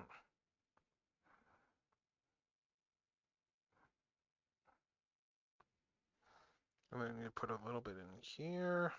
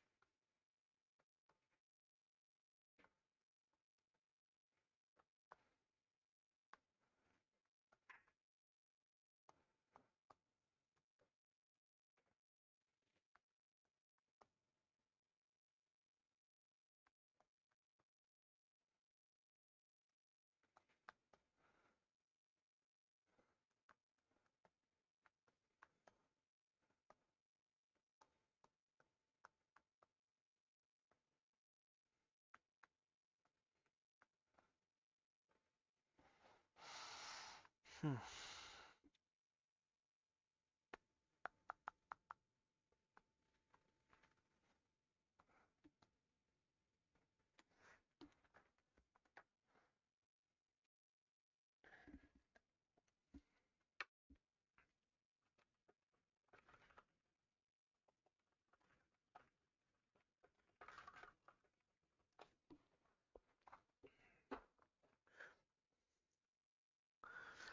Let's see.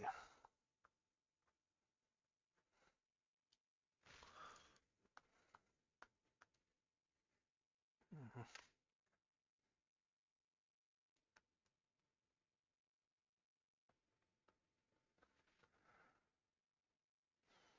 Let's see, how's this looking here? Maybe add a bit more.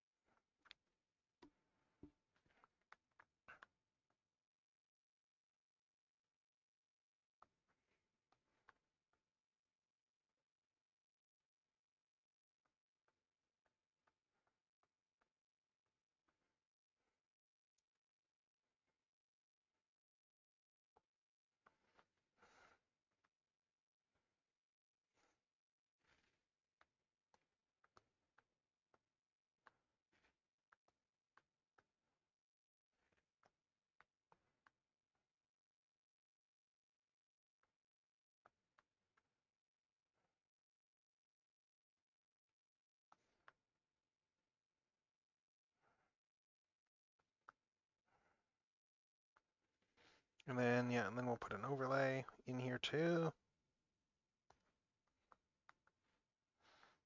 because, yeah.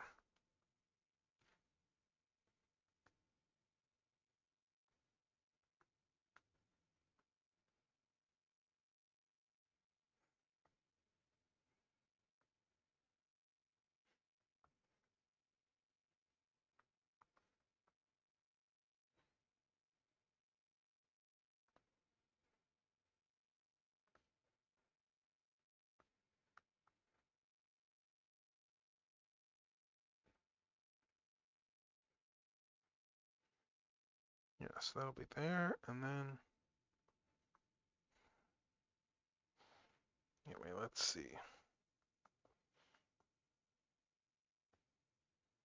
Where is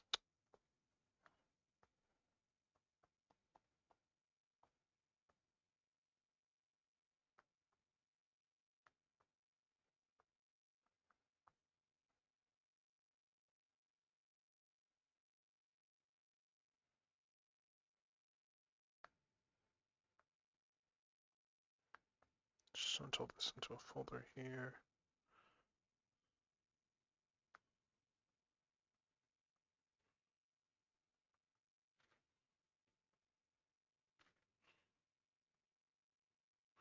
Yes, this is what the sticker version is going to look like, so I'm going to just, yeah.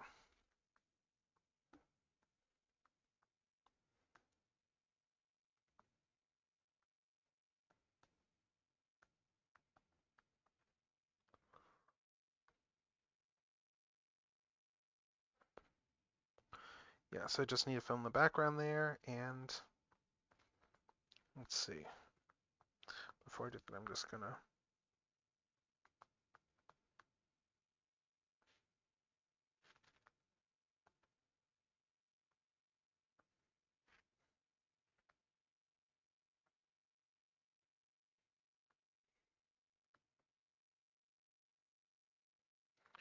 I need to use the marker tool to sign.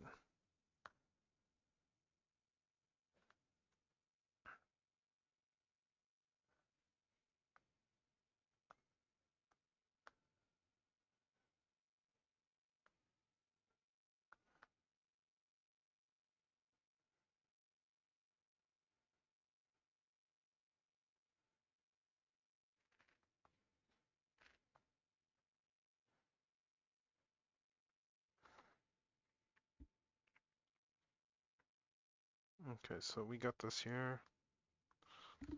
Yeah, let's just see.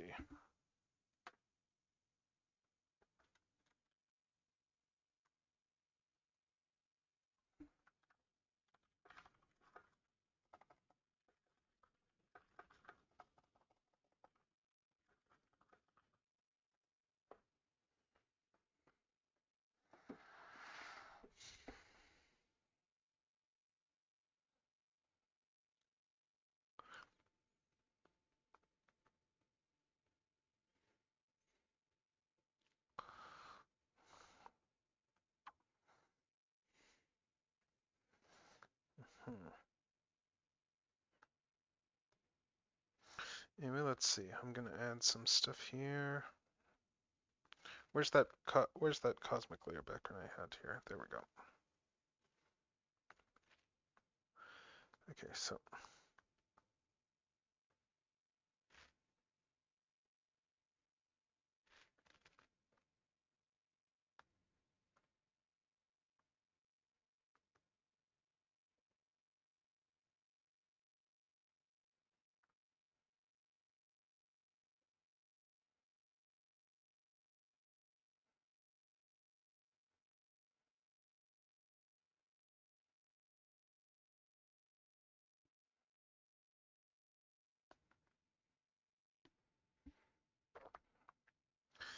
let's just start doing some galaxy stuff here behind. What do we got for a different pens?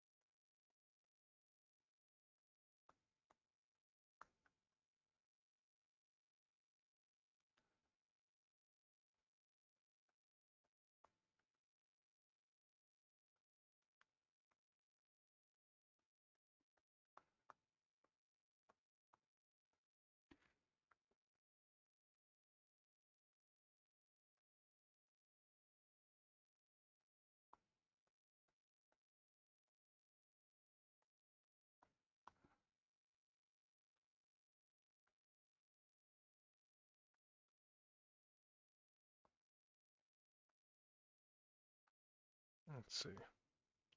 Spray some stars in here.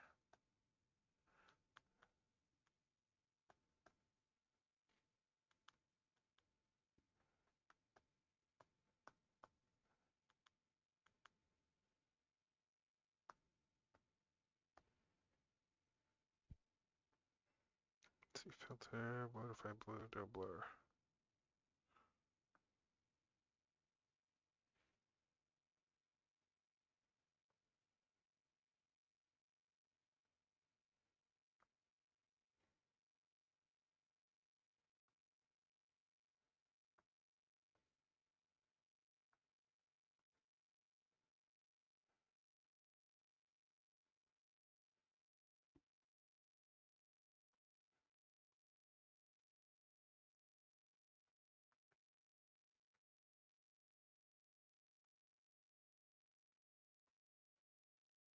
A bit of radial blur.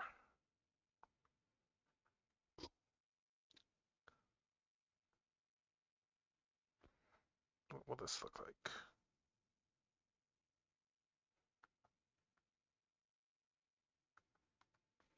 Well, for one, I need to do this.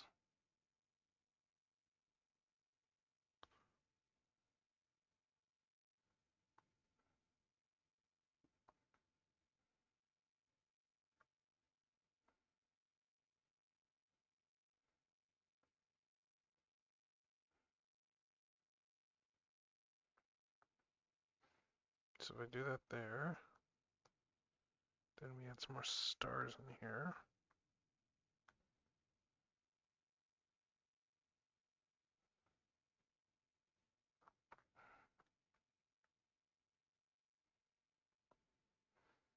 Let's see.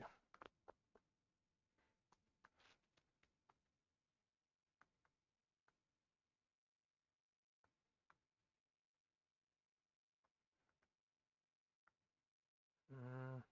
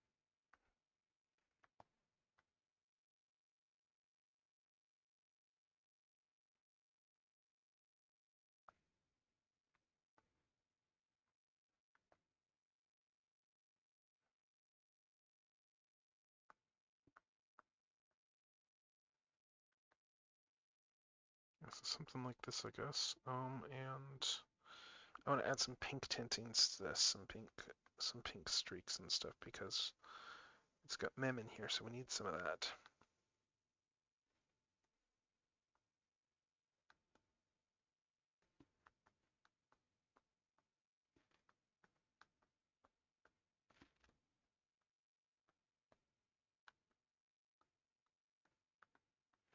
I'm kind of just playing around right now with just what I can do.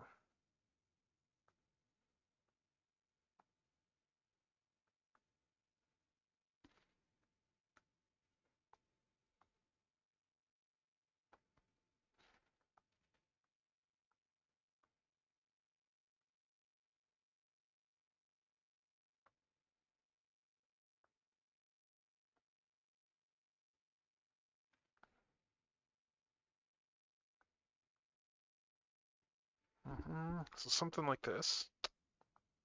If we go up here, where's that overlay? Which layer's the overlay I put on the... Here we go.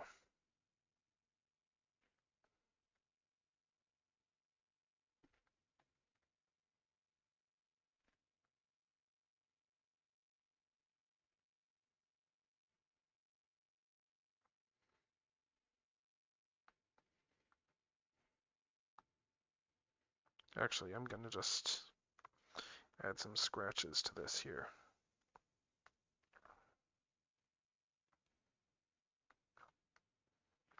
I'll add a few more scratches.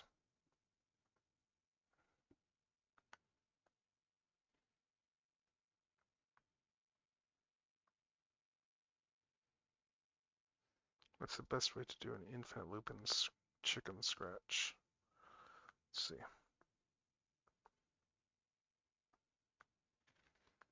Uh,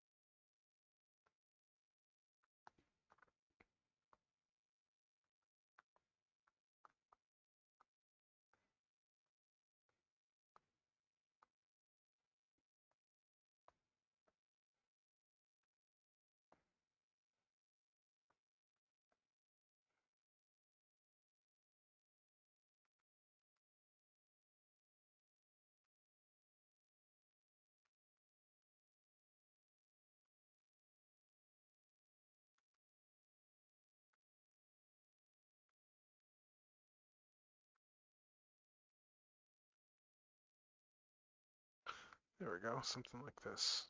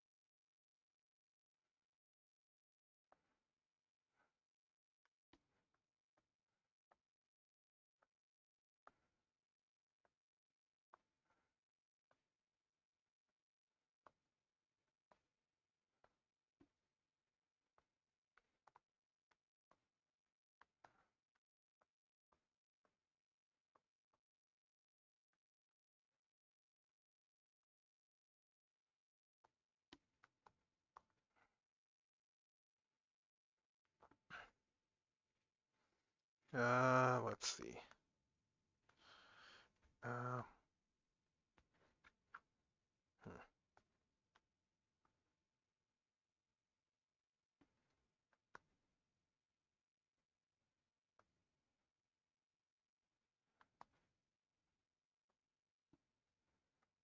Let's move this down a little bit.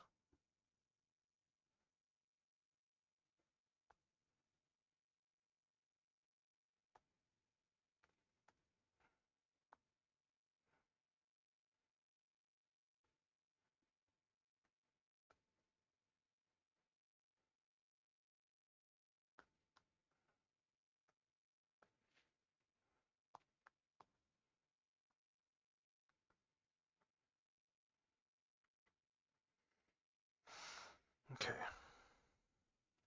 That's what that is. Okay, so then we take this here. We put this back. We add this effect again, and I think we're pretty much done. I'm just fine-tuning some of these lines here, but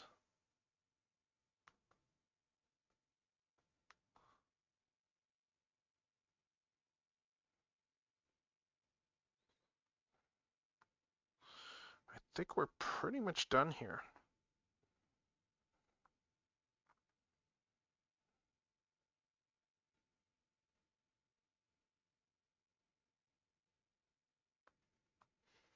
I guess, but the only thing I'm really going to do here is just add a little bit of blurring here.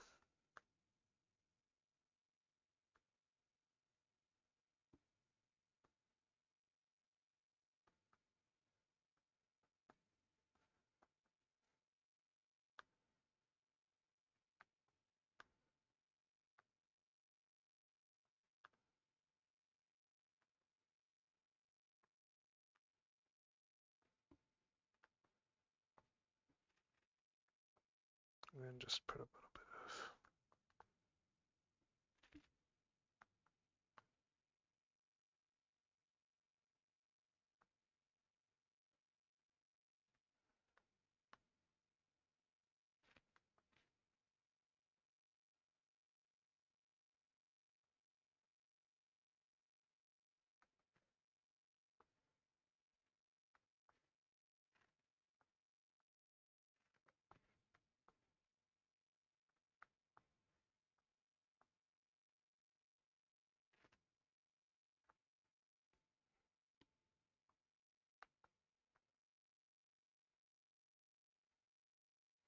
I think we're pretty much done. I just need to play with a few line colors here. I think this needs to... I think I need to brighten some of these colors a bit here.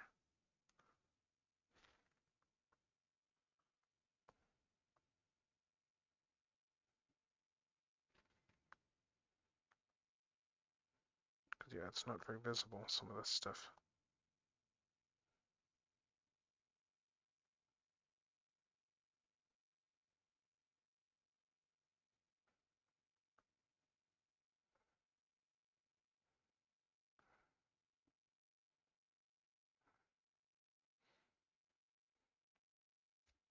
Okay, that's better.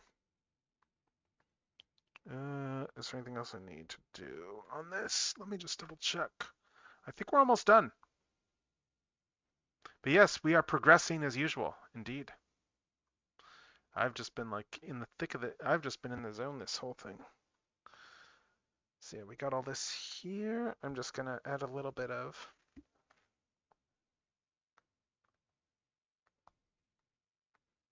let's just add a spot of white in here and then just blur this.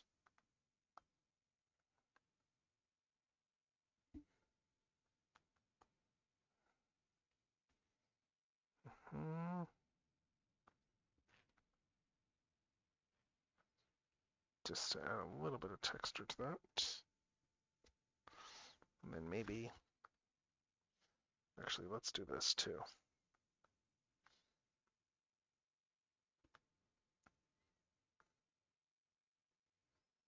Let's do this.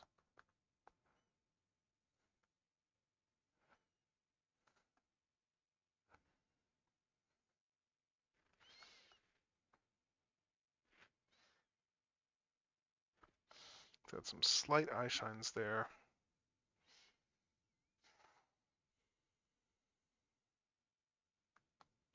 I think we're pretty much done though.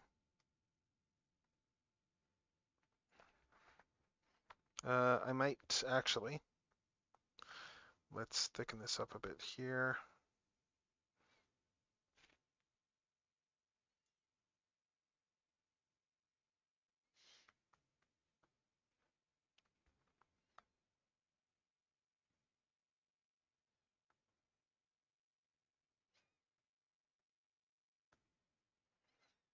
Let's do this here.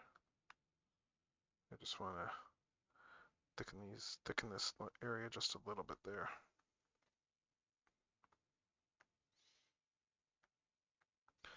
Although that might be a bit much.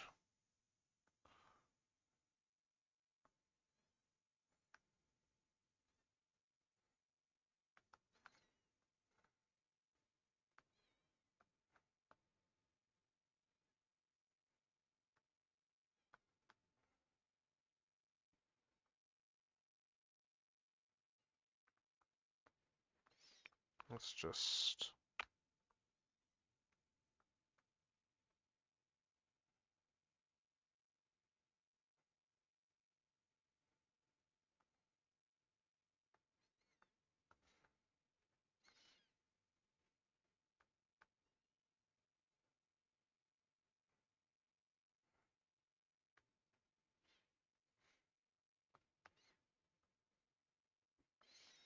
Taking this just ever so slightly.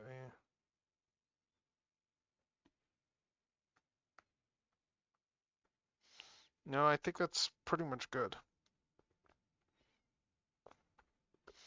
Actually, let's move the signature. Let's put the signature up on the top over here. And just fade it in here slightly.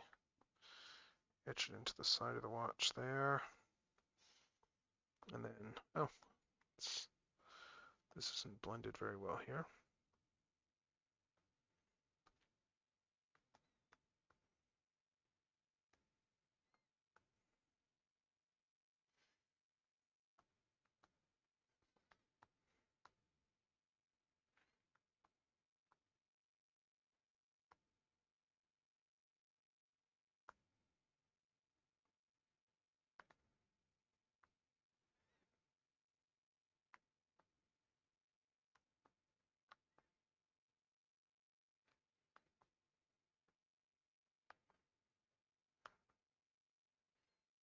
Okay, let's see.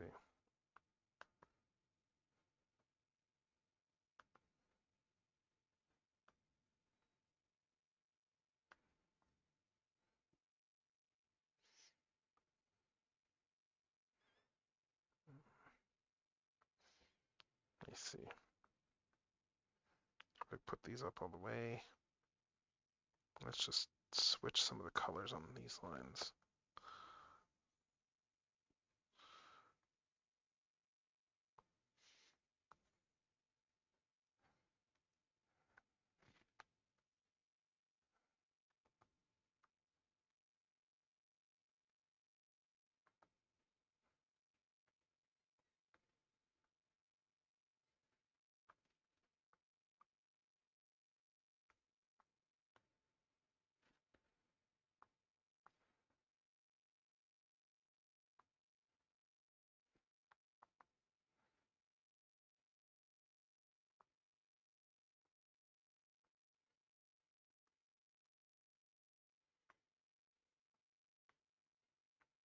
Okay, let's see. I think this is pretty much the gist of what we want here. Okay, I think we're pretty much done. Like, I probably could keep massaging this, but I think that the gist of what I want to do with this is pretty much done. So let's just turn off all the other layers. Turn off all the cruft we don't need. Turn off all that and just... Actually, God, what resolution did I do this at anyway? Okay, not too bad. So let's see. Let's see, edit. Let's crop this down. There we go. All right, that's done. I think we're pretty much done with this thing. So, with that said, that was the main goal for tonight. Getting this thing done here. So yeah, just hold up. Let me just put this stuff down here for a sec.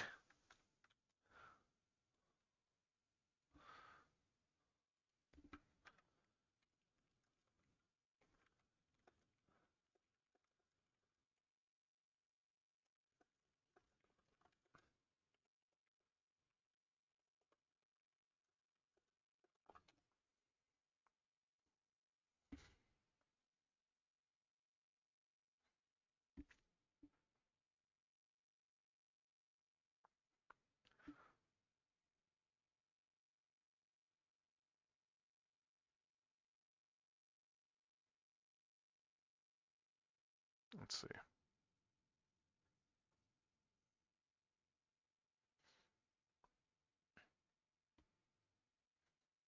Anyway, yeah, so let's go and find someone to raid up to. Because that's pretty much it. But first, let's head to the end screen because yeah, we have stream schedule stuff we may as well show. Because yeah, we are going to be back on Thursday. We are going to be doing model kit stuff. That is the current plan. So yeah, that'll be good. Yeah, current plan is model kits. I want to finish up that. I want to do more work on that model kit that we started back like on the 30th. And we're going to be doing some blockies as well too, because I've got a few blockies I want to open up. So let's just see who's going. Who is going this late? And let's see. Let's just go into a chill one here. Yeah, I see Carson's doing a Chill Master Duel. Let's just looks like they're doing just Yu-Gi-Oh! Master Duel stuff. So let's raid in over there, shall we? Let's raid in there. Let's raid in there. Just just for a nice chill thing to ease off the night. I still have to do some gacha dailies, so I'm probably gonna do that once I'm done. I didn't even get to those yesterday because I was busy working on art. But yeah, so thank you everybody who came by. Thank you everybody who came by. And as the schedule shows there, we will be back. Yep, we will be back on the on a Thursday. So that's gonna be a lot of fun. So I will see people then. And until next time, everyone, have yourselves a fantastic night.